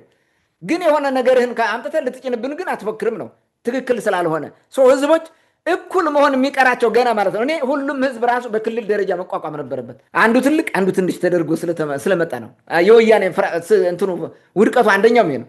በስሙ የሚጠራ ክልል ለአንዱ ሰጥቶ ሌላው በስሙ የማይጠራ ባዶ ክልል የሌለው ልዩ ኃይል ልዩ ወረዳ ልዩ ምናምን እያደረገ ስለመጣ ነው። ብዙ የሚቀር ነገር እንዳለ ማሰብና ያንን ለመፍታት መጣር ነው እንጂ ይሄ ትክክል አይደለም።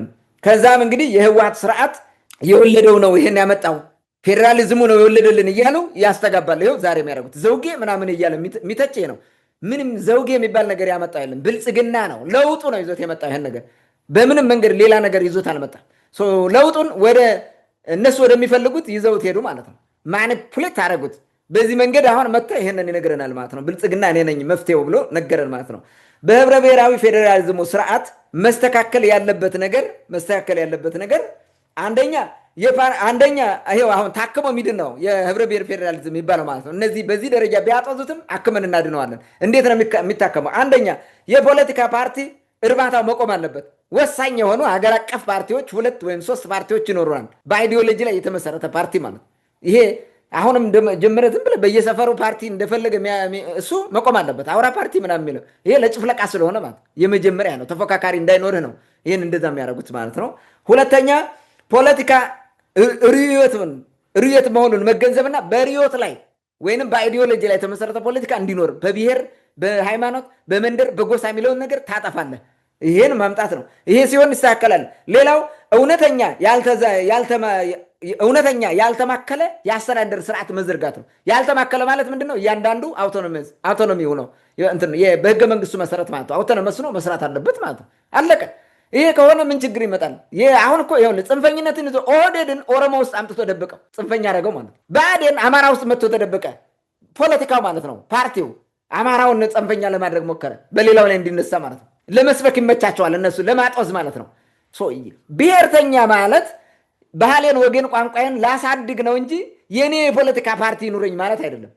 በሀገር ደረጃ የፖለቲካ ተሳትፎ ይኑር፣ ይታይ፣ እዛ ጎልቶ አብሬ ልሳተፍ፣ እኩል ፍትሃዊ ተሳትፎ ይኑረኝ ነው እንጂ እኔም በፖለቲካ ፓርቲ በራሴ ብቻ ልመራ የሚል አይደለም። ይሄ ድንቁርና ነው ሲጀመር፣ ብሔር ፓርቲ ስለማይሆን ማለት ነው።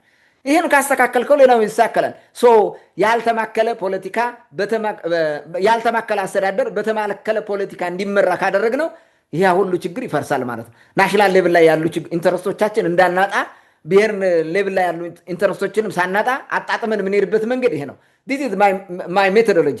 እኔ በተደጋጋሚ የምነግራቸውም ይሄ ነው። መሆንም ያለበት ይሄ ስለሆነ ይሄን በደንብ አድርገው ከሰሩት ምንም ችግር የለም። ሁሉም ህዝቦች እኩል እንዲሆኑ ማድረግ ነው። ለኦሮሞ ክልል ሰጥተህ፣ ለአማራ ክልል ሰጥተህ፣ ለሐራሬ ክልል ሰጥተህ ለወላይታው የምትነሳበት ምን ስለሆነ ነው? ምን ስለሆነ ነው? ለሀዲያው ዞን ሰጥተህ ለደንታው ምንም ነገር እንዳይኖረው የምታደርገው ምን ስለሆነ ነው? ለአማራ ክልል ሰጥተህ ቅማንቱን ምንም አልባ ነገር ስታደርገው ምን ማለት ነው? ለአማራው ክልል ሰጥተህ ለአገው ክልል አልባ ስታደርገው ምን እያልክ ነው? እኩል አይደላችሁም እያልክ እኮ ነው። ይሄ ነው ችግሩ። ይሄን ማስተካከል ማከም ነው። ህዝቦች እኩል ይሆናሉ። እዛ በኋላ ማንንም አይንቅም፣ አያንቋሽሽም። እኩል ክልል ነው ያለው። በዛ ደረጃ እንትን ይላል። ከዛ ውጭ ግን ከክልል ያሉ ግንኙነቶች ህገ መንግስቱ መሰረት አድርገህ ከሄድክና በህገ መንግስቱ ከዳኘው ምንም ችግር የለም።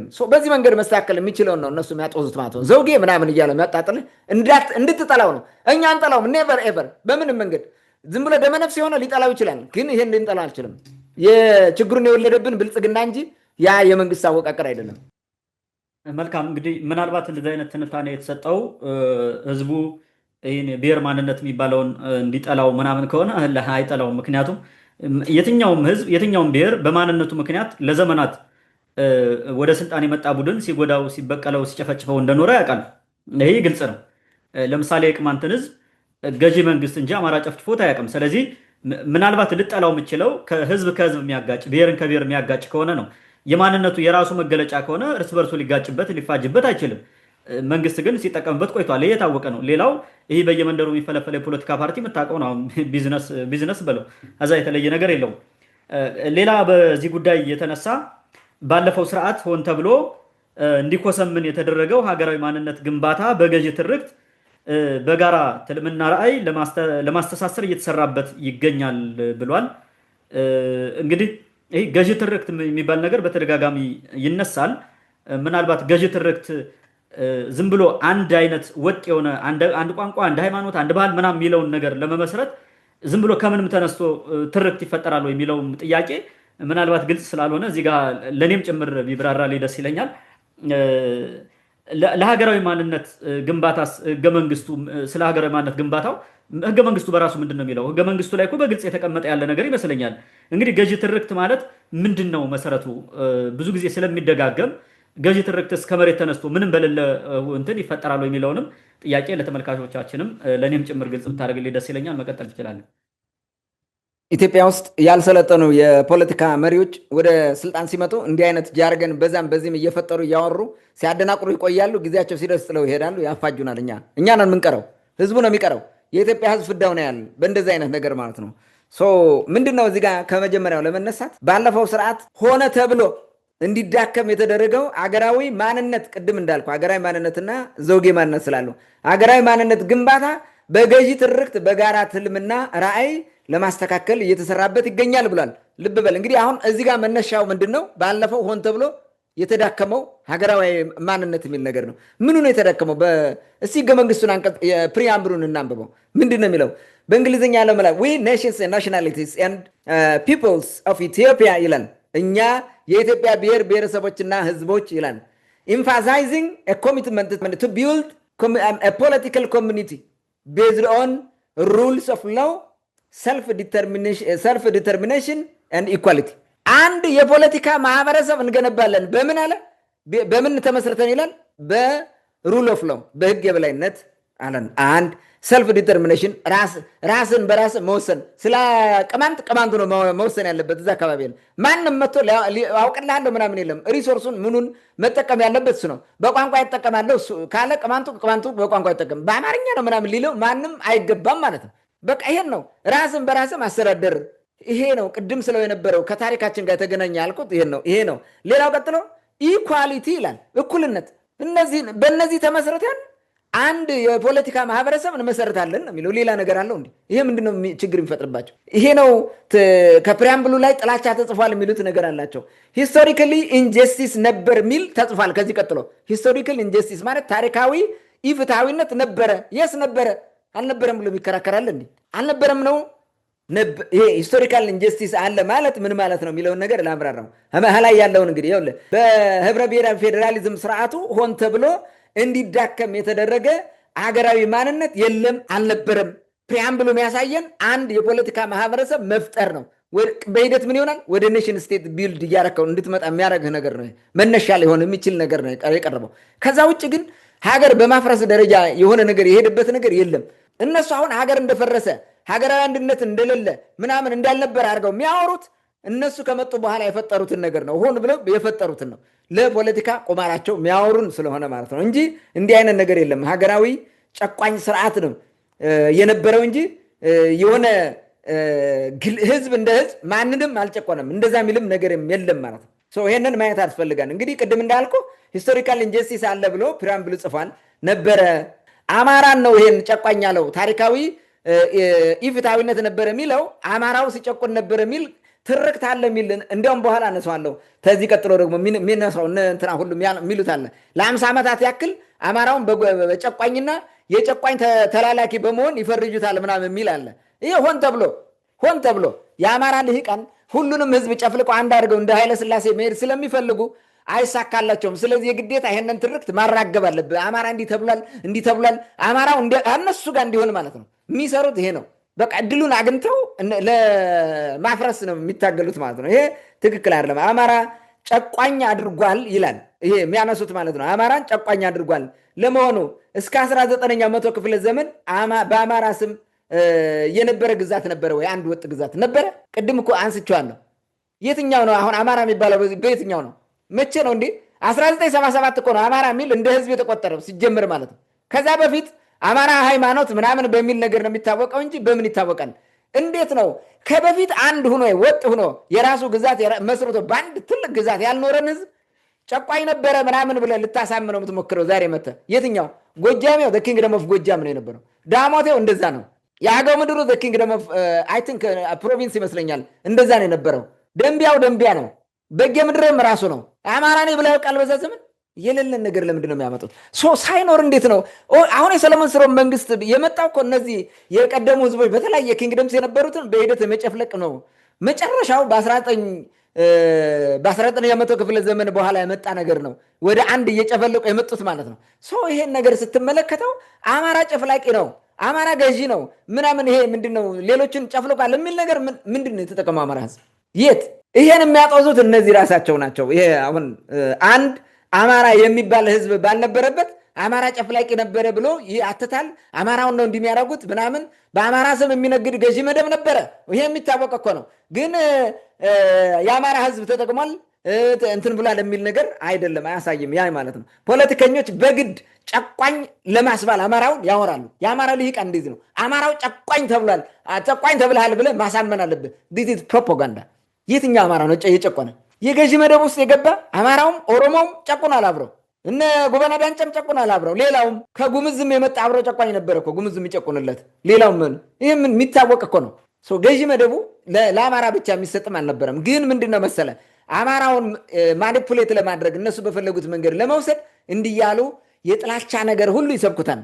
በቃ ማት ነገር ነው የሚሰብኩት እንዲያወሩ ማለት ነው። እውነተኛውን ታሪክ እንዲያውቅ አያደርጉትም አማራውን ማለት ነው። በዚህ መንገድ ነው ገዢ ትርክት ምንድን ነው የሚለው። ምኑ ነው ገዢ ትርክት? በቃ ጭቆና አልነበረም ምናምን ብለህ ልታልፍ ነው? የነበረ ጭቆናማ ነበረ። የብሔር ጭቆና ነበረ። መጽሐፎቻቸውን አታነብም እንዴ? ደብተራዎቹ የጻፉት ደብተራ ማለት አማራ ማለት አይደለም። ምንም አይመለከተው ደብተራ ከአማራ ጋር ማለት ነው። እነዚህ አሁን ደብተራ ስትል ከአማራ ጋር፣ የኢትዮጵያ ኦርቶዶክስ ተዋሕዶ ቤተክርስቲያን ለአማራ ብቻ ምናምን፣ የሆነ ፖለቲካ የኢትዮጵያ ፖለቲካ ካወራ የአማራ ብቻ፣ ነገስታቱን ካወራ የአማራ ብቻ እያደረጉ ይሄዳሉ። ይሄ ስህተት ነው። አፄ ፋሲለደስ ቅማንት እኮ ነው። አፄ ቴዎድሮስ ቅማንት ነው። በጣም ብዙ ቅማንትነቱን ያመነ ማለት። ሌላውም ቅማንት ነበረ፣ ግን ቅማንት ነኝ ብሎ በቅማንትነቱ የጸና ማለት። ሌላውን ከትግራይ የመጣ ሊቅ ነበረ፣ ገዢ መደብ ነገስታት ነበረ እዛ ውስጥ። ምኑን ነው አሁን ለአማራ ለይተው የሚሰጡት? አማራው በዛ ዘመን የነበረው ገዢ መደብ የፈጠመው ከየትኛውም ህዝብ ከየትኛውም ግዛት መጥቶ ቢገዛ ተጠያቂው ያ ገዢ መደብ እንጂ የአማራ ህዝብ ሊሆን አይችልም። ዛሬ ሸዋ፣ ጎጃም፣ ወሎ፣ ጎንደር በሚባል የሚገኘውን አማራ ድሮ ሲጨቆን ነበር ሲረግጥ ነበር ልትለው አትችልም፣ በምንም መንገድ ማለት ነው። ግን እነሱ እንደዛ እንዲባልላቸው ይፈልጋሉ። በቃ የሚያጦዙት ይሄ ነው። በስሙ ግን የሚነግድ ገዢ መደብ ነበረ እናውቃለን። በተለይ በኃይለ ሥላሴ አይደል የአማራን ህዝቡን አማራ ለማስባል የሰራው ትልቁን ስራ። ከዛ በኋላ ደርግ ቆጠረው። እንዲያውም እሱ ግራ ገብቶት ማብራሪያ ሰጥቶ አማራ ማን ነው ምናምን የሚል የተራራ ምናምን እያለ ቆይቶ በቃ የፈለገ ይሁን እንቁጠረው ብሎ ቆጠረው እንደ ህዝብ እንጂ እንደ ህዝብ የሚቆጠር ህዝብ አልነበረም። ፍሮም ዘ ቨሪ ቢጊኒንግ። ዛሬም ቢሆን አይስማማም አማራ። ቅድም እንደነገርኩ ጎጃሜ ጎጃሜነቱ ነው የሚያኮራው፣ ወሎዬ ወሎዬ ነው፣ ጎንደሬው ጎንደሬነቱ ነው የሚያኮራው። ይህ ምን የሚታወቅ ነገር አይደለ እንዴ? ይሄንን ነው ማየት ያለባቸው። ገዢ ትርክት ምንድን ነው የሚለው? ገዢ ትርክት ያለ ታሪክ ከየት ነው የሚመጣው? ከሰማይ ነው የሚመጣው? እና ብይ ነው በአእምሯቸው የሚያመነጩት?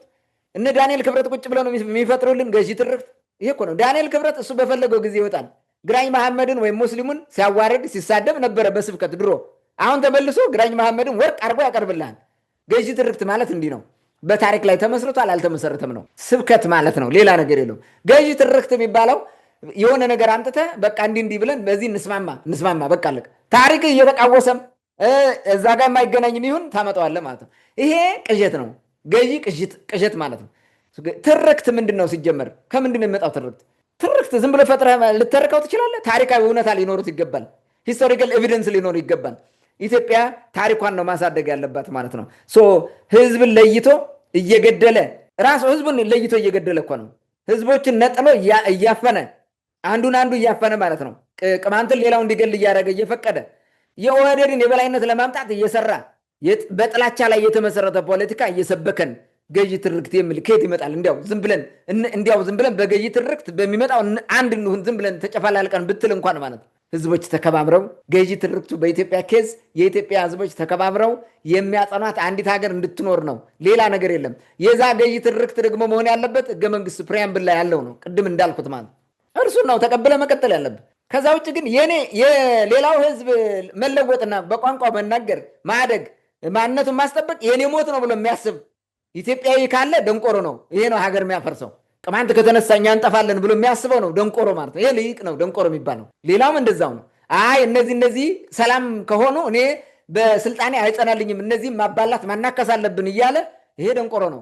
እንዴት አይነት ገዢ ትርክት ነው የምታመጣው? ገዢ ትርክት የሚባል የለም። የኢትዮጵያ ታሪክ ነው መጻፍ ያለበት በደንብ በኢትዮጵያውያን ተጠንቶ በትክክለኛ በኤቪደንስ መሰረት ያደረገ ታሪክ ተጠንቶ በዛ ታሪክ ላይ እንቆማለን። በትርክት የቆመ ሀገር የለም በታሪካቸው ላይ እንጂ።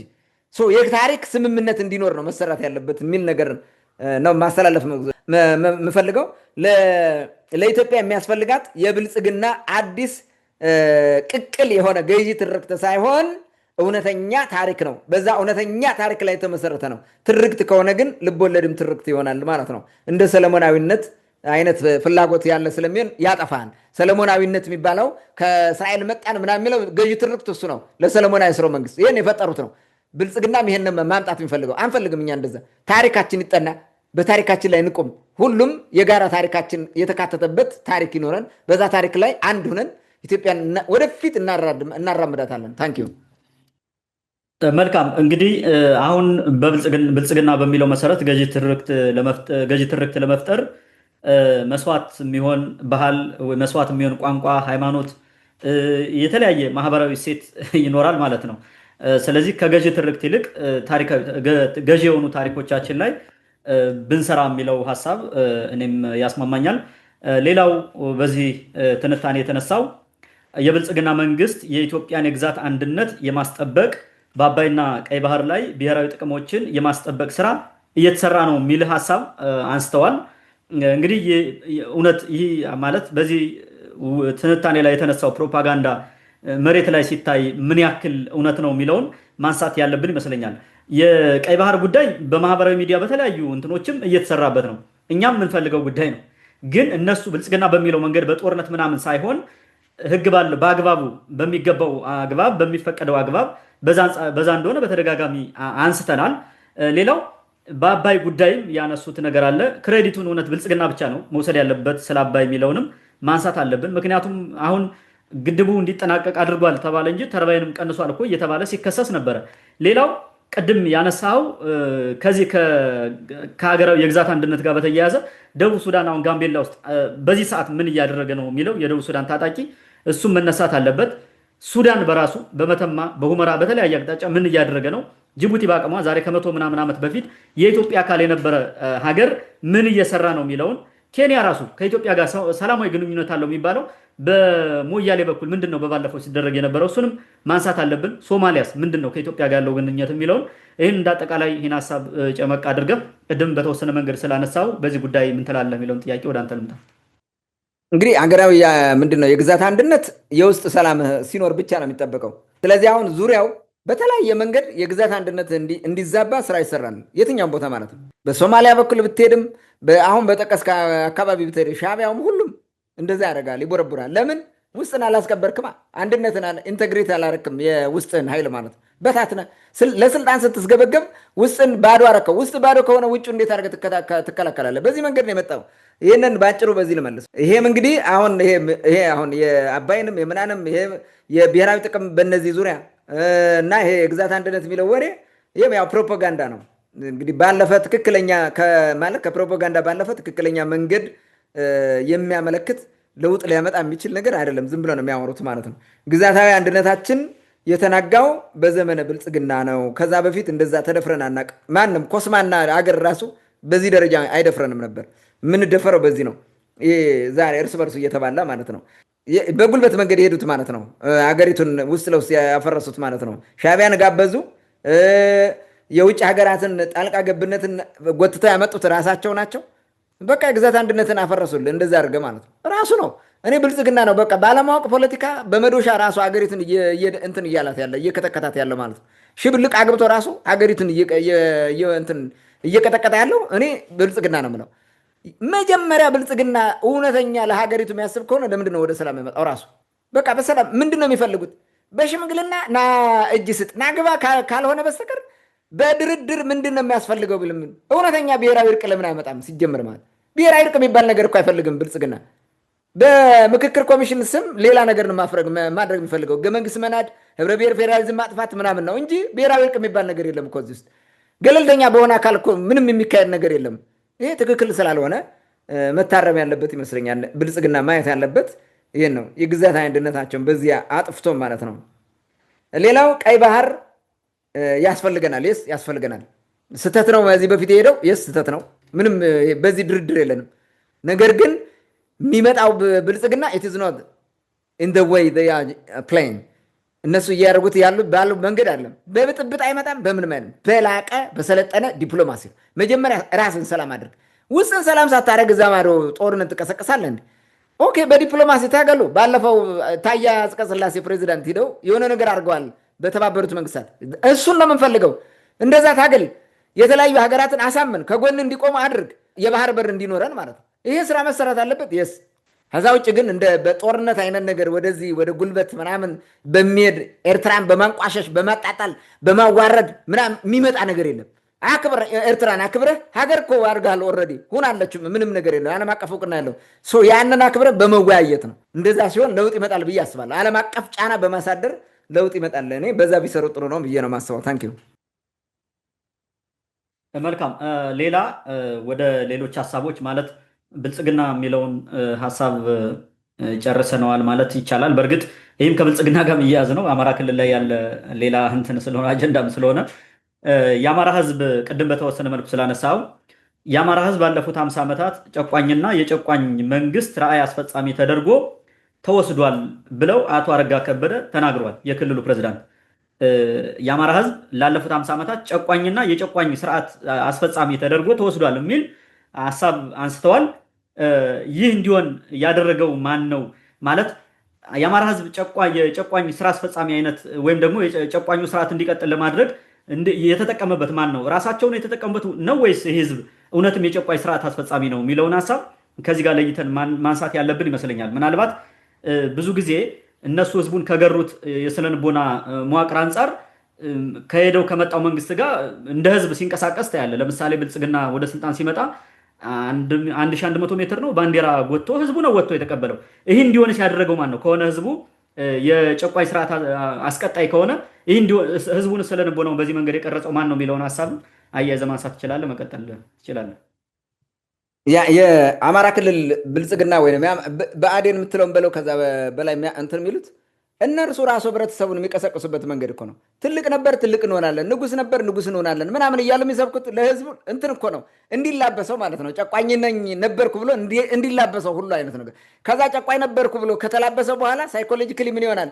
ስለ ጭቆና ሲወራ ይደነግጣል ማለት ነው። እኔ ነኝ ጨቋኝ የተባልኩ ትላለህ። አሁን ትልቁ ችግር ይሄ ነው። ይህን የሰሩት እነሱ በስነ ልቦናው በአማራ ህዝብ ስነ ልቦና የሚጫወቱት እነዚህ ናቸው። የጨቋኝነትን አሰርጸው እንደ ብልኮ ሊያለብሱት የሚታገሉት ማለት ነው። ይሄ ቅድም እንዳልኩት አማራውን ለማሳሳት የሚጠቀሙት ፖለቲከኞች የሚነዙት ወሬ ነው። እነዚህ አማራውን ለማሳሳት ብለው የሚሰሩት ማለት ነው። ይሄን ነው የሚያወሩልን።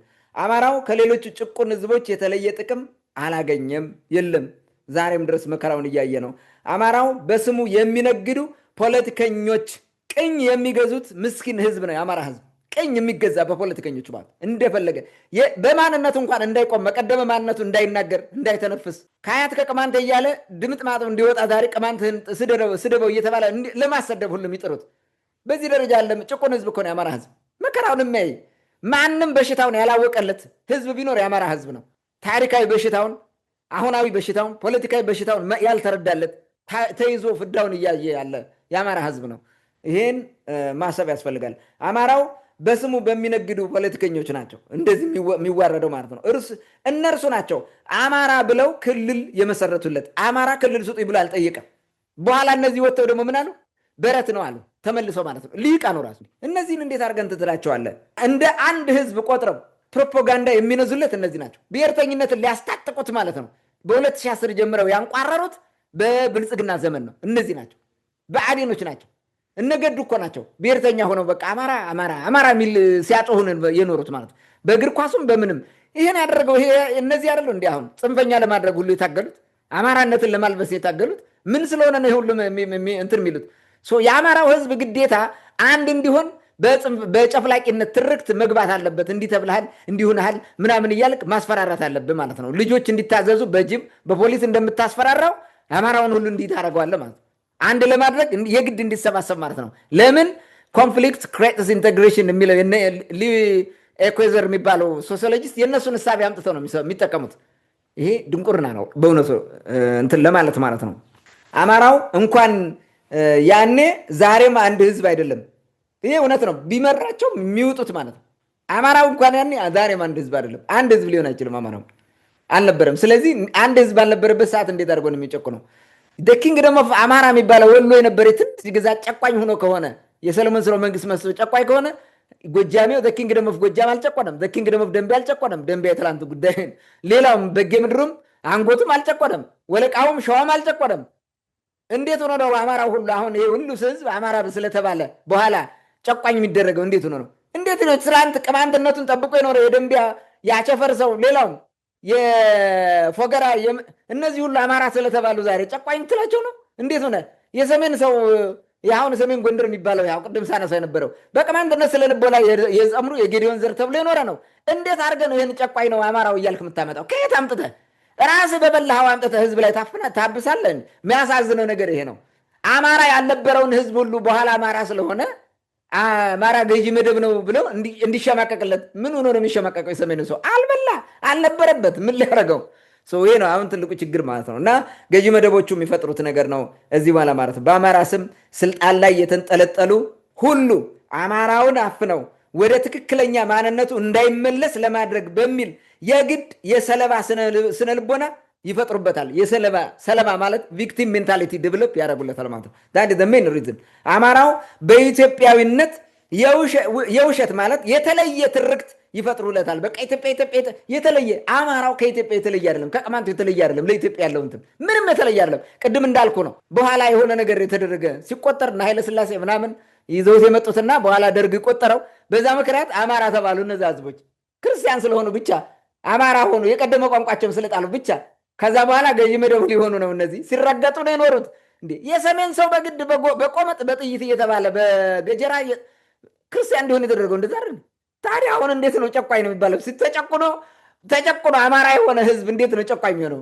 እኔ በጣም የሚያሳዝነኝ ማለት ነው። ተጨቁኖ ተረግጦ በግድ ማንነቱን እየተቀማ ቋንቋው እየተቀማ ሃይማኖት እየተቀማ በግድ አማራ ነው የተባለ ህዝብ እንዴት አማራ ጨቋኝ ነው ብለህ ትመጣለህ? ሃው እንዴት አድርጎ ሊጨቁን ይችላል? ሊጨቁን መከራውን ያየ ዛሬ ድረስ በባዶ እግሩ የሚሄድ ህዝብ እንዴት አድርጎ ይጨቁናል? ይሄ ውሸት ነው። ልሂቃኑ ታውረዋል። በቃ ትንሹም ትልቁም ልሂቅ የሚባለው ታውሯል። ዝም ብሎ አማራነት ተራራ ይሄ አይደለም። ሪያሊቲው እንደዛ አይደለም የሚያሳየን። እኛ አጠና ነው እኮ ታሪኩን በሙሉ ጎርጉረን አወጣ ነው አየ ነው። ስለዚህ ይህንን ቢያስተካክሉት የተሻለ ይመስለኛል። አማራውን በኢትዮጵያዊነት አሁን ባልኩት ውሸት ውስጥ ሊያሳብዱት መሞከር የላቸውም። ዛሬም ይሄውን ነው የሚሰሩት። ከዚህ መውጣት አለባቸው። ዛሬም እናረጋ ወጥተው የሚናገሩት ይሄን ነው። ስህተት ነው፣ ፍጹም ስህተት ነው። የሌለን ነገር ከየት ታመጣዋለህ? ሌላ እዚህ አካባቢ አሁንም ደግሞ የተነሳ አንድ ሁለት ሀሳቦችን አንድ ላይ ላንሳና አንድ ላይ ጠቅለብ ትመለሳቸው ደስ ይለኛል። ከቅርብ ጊዜ ወዲህ ሆን ብለው ጽንፈኛ ብሔርተኝነት እንዲያቆጠቁጥ ሰርተዋል የሚል ክስ ቀርቧል። ህወሓትን ይመስለኛል። ማን ነው ጽንፈኝነትን እንዲያቆጠቁጥ ያደረገው የሚለው ጥያቄ እዚህ ጋር ምላሽ መሰጠት ያለበት ይመስለኛል። የትኛው ጽንፈኛ ቡድን ነው አሁን ከሚከሰው ብልጽግና ቅርብ የነበረው? ማለት አሁን ጽንፈኛ እየተባለ የሚከሰሰው ፋኖ ነው። ይህ ፋኖ የሚባል ጽንፈኛ ቡድን ከሚከሰሰው ጎን ነው የነበረው ወይስ መጀመሪያ አሁን ከሚከሰው አጠገብ ነው የነበረው? ቅድም ስታነሳ እንደነበረው ፋኖ ይሄ ጽንፈኛ የሚባለው ቡድን እንዲፈጠር ያደረገው ማን ነው የሚለው ይሄ ራሱ የተምታታ ጉዳይም ስለሆነ ይህንም አያይዘህ ብታነሳው ደስ ይለኛል። ሌላ ጽንፈኛ ቡድኖች የሚበዙበት አሁን የአማራ ክልል ጉዳይ ስለሆነ እየተነሳ ያለው የአማራ ህዝብን የሚመለከት ጉዳይ ስለሆነ ጽንፈኛ ቡድኖችስ የተፈጠሩት የት አካባቢ ነው? ለምሳሌ አብንን ጨምሮ ጽንፈኛ የሚባለው ቡድን ጽንፈኝነትን የሚያራገበው ቡድን የተፈጠረው የት ነው የሚለው ይህም ራሱ ሌላ አመላካች ጉዳይ ስለሆነ አብራ አያይዘህ ብታነሳው ደስ ይለኛል። ሌላው የለውጡ መንግስት ከመጣ በኋላ ህገ መንግስቱ ይሻሻልልን፣ የማንነት አስተዳደር፣ ፍትሃዊ ተጠቃሚነት፣ የተዛባ ትርክት ይስተካከል ወዘተ የሚሉ ጥያቄዎችን ያነሳ ነው እኛ ነን ይላሉ አቶ አረጋ ከበደ። ከዛ በኋላ ግን ሃይጃክ ተደርጎ ተወሰደ ብለዋል። ስለዚህ በሌላ አባባል ራሳቸውን እየከሰሱ ነው። አሁን ያለው ጽንፈኝነት ሀገሪቱ እንድትፈርስ እንድትተራመስ እያደረጋት ያለውን ሀሳብ ያመጣ ነው እኛ ነን፣ ግን አሁን ሌሎች ወስደውብናል ወደ ማለት የሚሄድ ይመስላል። እንግዲህ የዚህ ቡድን ጥያቄ አሁን አቶ አረጋ ከበደ ያሉት ጥያቄ ህገ መንግስቱ ይሻሻል ነው ወይስ ህገ መንግስቱ ይፍረስ ነው የሚለውንም ብታነሳው ደስ ይለኛል። ዋናው የጽንፈኝነት ወላጅ አባትስ ብአዴን አይደለም ወይ የሚለውንም በዚህ ላይ ጠቅለም ታነሳው ይመስለኛል። መቀጠል ትችላለን። መልካም። እንግዲህ ከቅርብ ጊዜ ወዲህ ሆን ብለው ጽንፈኛ ብሔርተኝነት እንዲያቆጠቁጥ ሰርተዋል ይላል። ማን የሰራው? ይስ አንተ መልሰዋል። እዚህ ጋር መድገም አልፈልግም። ይህን ያመጣው ብልጽግና ነው። የአማራ ብልጽግና በተለይ አማራን እንደ አዲስ ብሔርተኛ ለማድረግ ማለት ነው። ጎንደር ላይ ፋሲል ክለብን ተጠቅመው የባህር ዳር ከነማን ተጠቅመው ምንድን ያደረጉት እንዴ? እኔ እዛ ቁጭ ብዬ አውቶፓርክ ሀይ ነበረ። እዛ የቅማንት የራስ አስተዳደር ቢሮ ይሄዳለሁ አንዳንዴ እና ቁጭ ብዬ ከዚህ ከስቴዲየም ሲመለሱ በአውቶፓርክ የሚያደርጉትን አለው አማራ አማራ አማራ አማራ የሚል ዝም ብሎ ጩኸት ማለት ነው። አማራን አያውቁትም ማለት ነው። አዲስ ነው። አየው እንደ አዲስ ማንነት በቃ ብለው ሊውጡት እየታገሉ ማለት ነው። 2010 ከዛ በፊት ያልነበረ የሌለ ይሄ የመጣው ለምንድን ነው? ቅማንት ሊያጠፋህ ነው። የቅማንት ማንነት ጥያቄ ስለመጣ ሊጠፋ ነው። ወደ ቅማንትነት ልትመለስ ነው። ስለዚህ አማራ ብለን እናጡዘውና ቅማንት እናስጨፍጭፈው እናጥፋ ብለው የሰሩት ነው። ጽንፈኛ እንደዛ ነው የመጣው። ሌላ ነገር አለ እንዴ? ምን እኮ የሚታወቅ ነገር ነው። ስለዚህ ይህን እዚህ በፊትም ስላልነው ጽንፈኝነትን የአማራ ጽንፈኝነትን የፈጠረው ብአዴን ራሱ እናረጋ ከበደ ራሳቸው እዛው ህዋ እንትን ውስጥ ነበሩ። ምንም ብልጽግና ውስጥ ስላሉ ማለት ነው። እነገዱ አንዳርጋቸው በዋናነት እና አገኘው ተሻገር አሳምነው ጽጌ በቃ አማራው ተከቧል እያለ ትልቅ ችግር ያመጣው አይደል እንዴ? እናውቃለን። ይሄን ማን ያመጣው? ብልጽግና ከእስር ቤት ፈትቶ እንዳለ ከነብደቱ አምጥቶ ስልጣን ሰጠው። የክልል የደህንነትና ሰላምና ደህንነት ቢሮ ኃላፊ አድርጎ ቁጭ አድርጎ አይደል እንዴ? ያን ሁሉ እንትን ያደርገው እርስ በርሱ እስከ መጋደል የሄደው በአማራ ብሔርተኝነት አይደለም። ይሄ የሚታወቅ ነገር ነው። ስለዚህ ይህንን ማየት ነው። አሳምነው ጽጌ ያመጣው ብልጽግና ነው። ብሔርተኝነትን የሚባለውን በዋናነት ያጦዘው ይሄ ነው። የአማራ ብሔርተኝነት ወላጅ አባቱ ብትል አሳምነው ጽጌ ነው የሚሉት፣ ግን ያ ብልጽግና ነው። አብዛኛው ብአዴን ብለው እሱ ነው። ቅማንትን እንደ መጨፍለቅ ታስበው የሄዱበት መንገድ ነው። ቅማንትን እናጠፋለን እና እንዲጨፈጨፍላቸው ግዴታ አማራ በዛ መጦዝ አለበት በእነሱ በሚሉት ልክ እንደዛ ያላርገው ሂደዋል። አብንን ማን ነው የወለደው? አብን ነው ይሄን ነገር ያመጣው። በነገራችን ላይ አብንን የወለደው ማን ነው? ብልጽግና። እነገዱ አንዳርጋቸው አይደል አምጥተው ቁጭ ያደረጉት አስቀምጠው ማለት ነው። አብን አማራነት የውሃ ልክ ነው። አማራነት ኢትዮጵያን ያስተዳደረ የመሰረተ ነው የገዛ ነው እያሉ ዝም ብለው የሚለፈልፉት እነዚህ አይደሉ? እነዚህም ሁሉ ያመጡት እነሱ ናቸው። ሌላ ሁለተኛ ጥያቄ ያነሳልኝ የለውጡ መንግስት ከመጣ በኋላ ህገ መንግስት ይሻሻልልን፣ የማንነት አስተዳደር ይስተካከልልን፣ የማንነትን አስተዳደር ጥያቄ እሱም አለን፣ ፍትሃዊ ተጠቃሚነት ይረጋገጥልን፣ የተዛባ ትርክት ይስተካከልልን ወዘተ የሚሉ ጥያቄዎችን ያነሳናቸው እኛ ነን አለ አረጋ ከበደን የሚናገረው። ታዲያ ምን ሆኖ ነው ብልጽግና ይሄ አሁን እንትናን የሚተቹት? ምን ሆኖ ነው ይሄ ፋኖ የሚባለውን አይደል? ፋኖንም እነሱ ነው ያደራጁት። አሁን ፋኖ ጫካ ስለገባ ነው መከራቸው የሚያዩት። ከነሱ እጅ ወጣ ማለት ነው። ራሳቸውን አደራጅተው ጫካ የሚያስገቡት ሃይጃክ አድርገውት ነው እንጂ አለ። እንደዚህ ነው የሚለው። ሃይጃክ ተደርጎ ነው ለፕሮፓጋንዳ ተጠቀሙት እንጂ ነው የሚለው። እኛ ነን ይሄን ያመጣ ነው የሚለው ማለት ነው። እኔ አሁን የማንነትን አስተዳደር ጥያቄ ብሎ የትኛው ነው? የቅማንት ጉዳይ ነው ወይስ በኦሮሚያ ምናምን እንደዛ የማንነትን አስተዳደር ጥያቄ እንዲኖር ለአማራው ራስን በራሱ እንዲያስተዳደር ጥያቄ ያለንም እንደሆነ ግልጽም አይደለም ሲጀመር ማለት ነው። ይህንን ከየት እንዳመጡት አልገባኝም። አሁን እንግዲህ በአማራ ክልል ጽንፈኝነትን የወለደው ብአዴን ነው። ልክ ነው። ይሄን የነገረን አረጋ ከበደ የነገረን ጽንፈኝነትን የወለደው እኛ ነን። በዚህ ጥያቄ አስታከን ስንበጠብጥም ስናስበጠብጥም የነበር ነው እኛ ነን እያለ ነው። የአማራ ብሔርተኝነት ደግሞ ሌላውን በማጥፋት ነው እነሱ የጀመሩት። ለምን ጎንደር ላይ ያን ሁሉ ሲያጦዙ ቅማንትን ለማጥፋት ተብሎ ነው። የአማራ ብሔርተኝነት የሚቆመው ሌሎችን በማጥፋት የሚል እንትን እሳቤ ወስደው ሌሎችን ህዝቦች ያስጨፈጨፉት በዚህ ምክንያት ነው። እና አረጋ ከበደ ባይኖሩም በወቅቱ የነበሩት ይሄ ነው። እርሱም ተጋሪያቸው ነው እየተናገረ ስለሆነ ማለት ነው። ፋኖንና አብንን የፈጠረው ብአዴን ነው። ህብረ ብሔራዊ ፌዴራሊዝምን ለማፍረስ የሚሰራው ብአዴን ነው። በቃ አማራውን አግልሏል፣ አማራውን እንዲህ አድርጓል በሚል እያጥላላ ያለው ቅድምም ሳነሳ የነበረውን ነገር የግዴታ አማራው ገዢ መደብ ተብሏል፣ ጨፍላቂ ተብሏል፣ ምናምን የ50 ዓመት ትርክት ሁሉ ተፈጥሮለታል የሚሉት እነዚህ ናቸው። እራሳቸው የፈጠሩት ነው፣ ህሊናቸው ውስጥ ያለ ነው። ለምን እንደዛ ብለው ቪክቲም ሜንታሊቲ ካልቀበሩለት አማራው ከጎናቸው አይሆንማ፣ አንድ ማድረግ አይችሉማ። ስለዚህ አማራን የግድ አንድ እናደርጋለን በሚል እንደዛ እየተጃጃሉ ስለሆነ ይመስለኛል። እኔ እዚህ ጋር የቅማንትን ህዝብ ጥያቄ ወደ ግጭት የወሰደው ብአዴን ነው። ይሄው ራሱ የሌላውን ህዝብ እያፈነ የማንነትና የራስ አስተዳደር ጥያቄ አለኝ ምናምን ፍትሃዊ ተጠቃሚነት አለኝ እያለ ያወራል። ይሄ ማለት ነው የአማራ ልሂቅ የሚባለው ቅማንቱን እያፈነ አገውን እያፈነ ሌላው እያፈነ እኮ ነው። ምን አይነት ጥያቄ ነው የሚጠይቁት? አንተ ዲሞክራሲ እያጠፋ የዲሞክራሲ መብት ይከበርልኝ ትላለህ እንዴ? ማይሆነውን ይሄ ትክክል አይደለም። የቅማንት ሰላማዊ ጥያቄ ለፋኖ ማደራጃነት የመስበኪያ ዋና ፕሮፓጋንዳ አድርገው የተጠቀሙት ይሄ ነው። ሊያጠፋ ነው ወያኔ በዚህ በኩል መጥቶ ወያኔን የፈጠረው እያለ የሚያወራ ማለት ነው። ይሄ ነው ትልቁ ችግራቸው። ዛሬም ፋኖውን ወያኔን የፈጠረው ይፈልጋል። ራሱን የፈጠረው ፋኖ ወደ ወያኔ ሄደው በራሱ ጊዜ ነው። ወያኔ ጠርቶትም አይመስለኝም እሱ ማለት ነው። አሁን ገልብጦ ይነፋል ማለት ነው። ይሄ ነው የሆነው ነገር። ታንኪዩ። መልካም እንግዲህ ብዙ ነገሮችን አንስተናል። ወደ መጨረሻው አንድ ሁለት ሀሳቦችን ላንሳና የዛሬው ውይይታችን በዚህ እንዘጋለን ማለት ነው።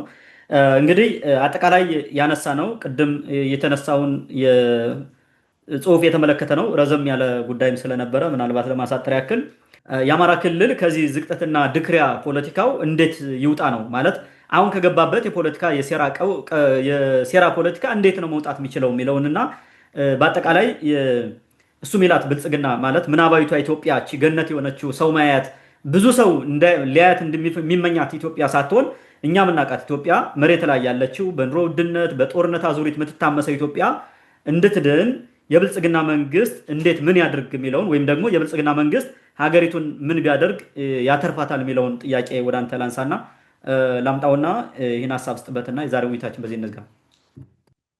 መልካም እንግዲህ የአማራ ክልል ከዚህ ድክሪያና ዝቅጠት ፖለቲካው ለመውጣት ምን ቢያደርግ ይሻላል? አንደኛ ለዚህ ሁሉ ኪሳራውና ቀውሱ ምክንያት የሆነው የቅማንት ጥያቄ ስለሆነ ይህን ጥያቄ አስተካክሎ መፍታት ነው።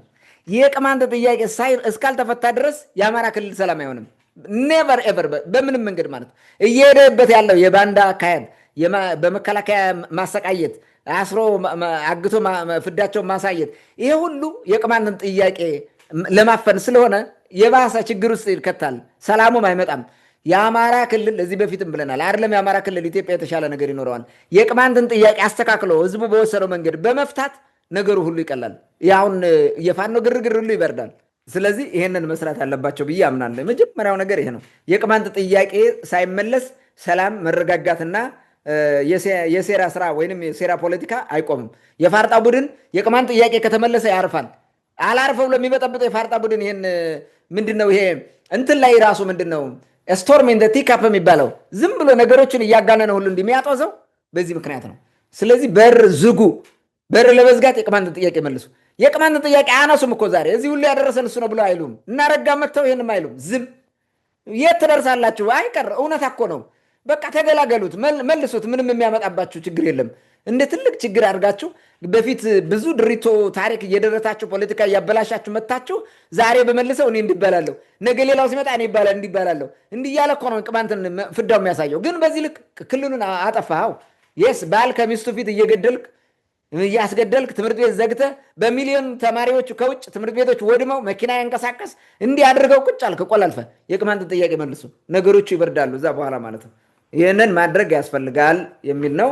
ሌላው እዚህ ጋር ማንሳት እንፈልገው የጫካ ፋኖም ሆነ የጫካ ፋኖ ወደ ከተማ ቢመጣም ቢመልሱትም የከተማው ፋኖ መበጥበጡ አይቀርም። የቅማንት ጥያቄ እስካልተመለሰ ድረስ ያው ተደራጅቶ ይመጣል። ይሄ ልዩ ኃይል ነው። አሁን እኮ መከላከያው ራሱ ፋኖ ሆኗል። በቅማንት ጉዳይ የገበሬ ስልክ ይቀማል፣ የገበሬ ቤት በርብሮ ብር ይወስዳል፣ የህጋዊ መሳሪያ ይቀማል ከነመታወቂያው ከነፈቃድ ወረቀቱ ማለት ነው። እንዲህ እያደረገ ያለው ይሄ እንዴት አድርገ ሰላም ሊያመጣ ይችላል? ያው የከተማ ፋኖ ሆኗል። እዚህ ፋናዊ ከሆነ ነገር ቢቆሙ የህዝቦችን እኩልነት መቀበል ያስፈልጋል። የአማራ ክልል ማለት በቃ አማራው ህዝብ እንደሆነ ሁሉ ቅማንቱ ህዝብ መሆኑን ማመን፣ አገው ህዝብ መሆኑን ማመን፣ ወይጦ ህዝብ መሆኑ ማመን፣ እነዚህን ህዝቦች ከጎናቸው መቆም፣ እኩልነታቸው ማረጋገጥ ያስፈልጋል። ይህን ካላደረክ በምንም እንትን ልታድግ አትችልም። ሊለወጥ ሰላም ሊመጣ አይችልም። ሌላው አማራን የበላይ ሌላውን የበታች ለማድረግ የሚሰራው ጎስቋላ ፖለቲካ መቆም አለበት። የትም አያደርስም። በ21ኛው መቶ ክፍለ ዘመን ማለት ነው። የት ያደርሳል? መቆም አለበት። የክልሉ ስያሜና ብሔራዊ መዝሙር ብለው የክልል መዝሙር ብለው የሚዘምሩትን ነገር ማስተካከል አለባቸው። ይሄ መቆም አለበት። ኢቭን ባንዲራው መወገድ አለበት። የአማራ ክልል ባንዲራ የሚባለው ማለት የብአዴን ባንዲራ ነው። ምን ያደርግልናል? ያ የአማራ ክልል ውስጥ ያሉ ህዝቦች ሁሉም በጋራ ቁጭ ብለው በጋራ የወሰኑት የተስማሙበት ባንዲራ ነው የክልሉ መሆን ያለበት።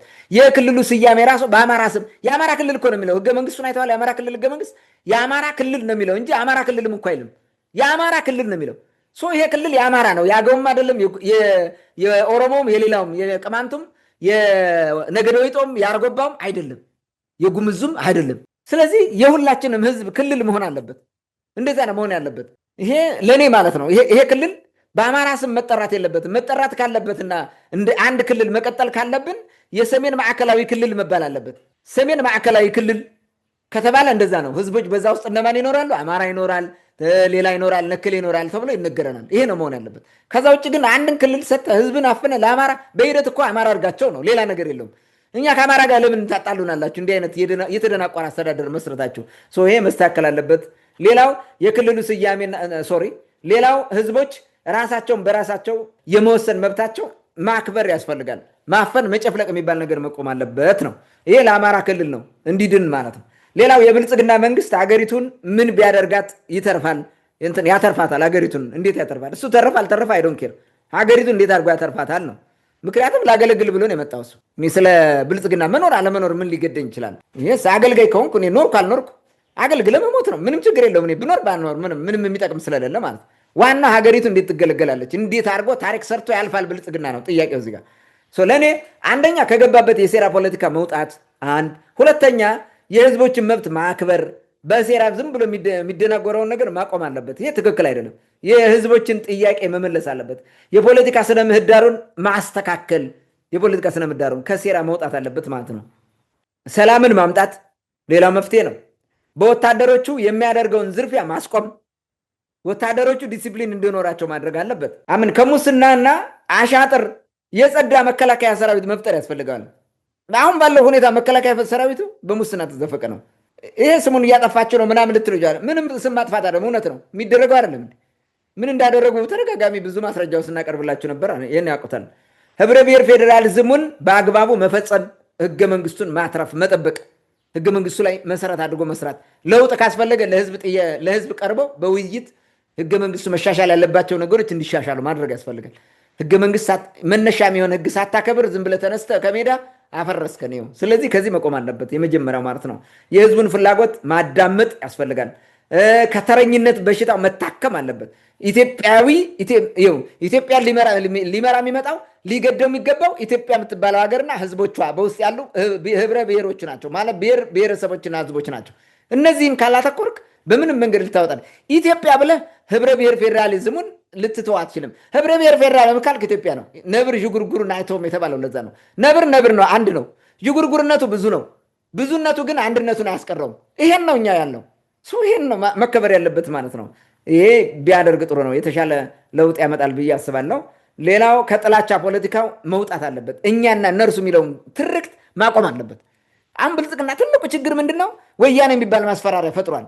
በቃ ሁሉም ወያኔ ነገሮች ሁሉ እዛ ጋር እንዲያጠነጥን ያደርጋል። ያጠፋውን እሱም ሁሉ ምናምን እያመጣ እዚህ ጋር ወያኔ ድሮ በዘመኑ ጸረ ህዝብ ኃይሎች፣ ጸረ ሰላም ኃይሎች እያለ አደገኛ ቦዘኔ ምናምን የሚል እያደረገ ብዙ ሲያወራ ነበር። ተመሳሳይ ይሄም ጁንታ ምናምን የቀንጭም እንዲህ እያለ ማስፈራሪያ ፈጥሮ መከራ የሚያየው ማለት ነው። ራሱ ለፈጠረው ሁሉ እየወሰደ መደፍር ፋኖን ራሱ ፈጥሮ ከወያኔ ጋር ያላትምልሃል እያመጣ ማለት ነው። ይሄ ራሱ ጉዳይ ነው።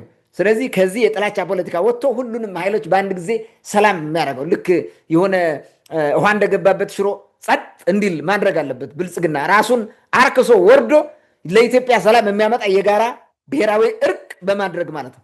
ስልጣን ልቀቅ ከተባለም እሺ እኔ በመልቀቅ ሀገር የምትተርፍ ትሆን ይሁን ነው ማለት ያለበት እንጂ እኔ ካልሞትኩ ምናምን ይሄ ኮንቪንሲንግ የሚል የኦሮሞ ማሳቤ ነው ኖ ወይ ይሄ አዋጣም። ታጠፋታላችሁ፣ እናንተም ትጠፋላችሁ።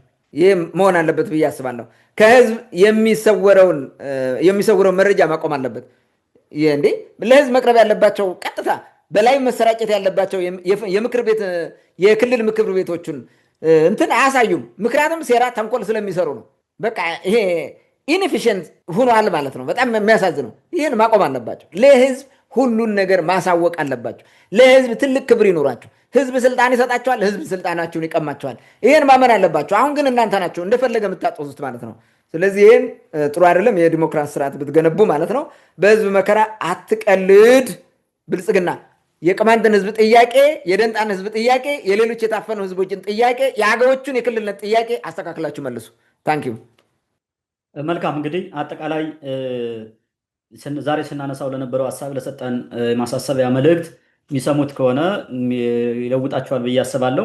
ምናልባት አንድ ሀሳብ ለመጨመር መከላከያው ሙሰኛ እንደሆነ ቅድም አንስተ ስለነበረ ብዙ ጊዜ እኛም ስናነሳው ስለነበር እሱን በተመለከተ በአማራ ክልል ቲቪ ነው ባለፈው እንደውም በውይይት ወይም በዜና አንስተነዋል።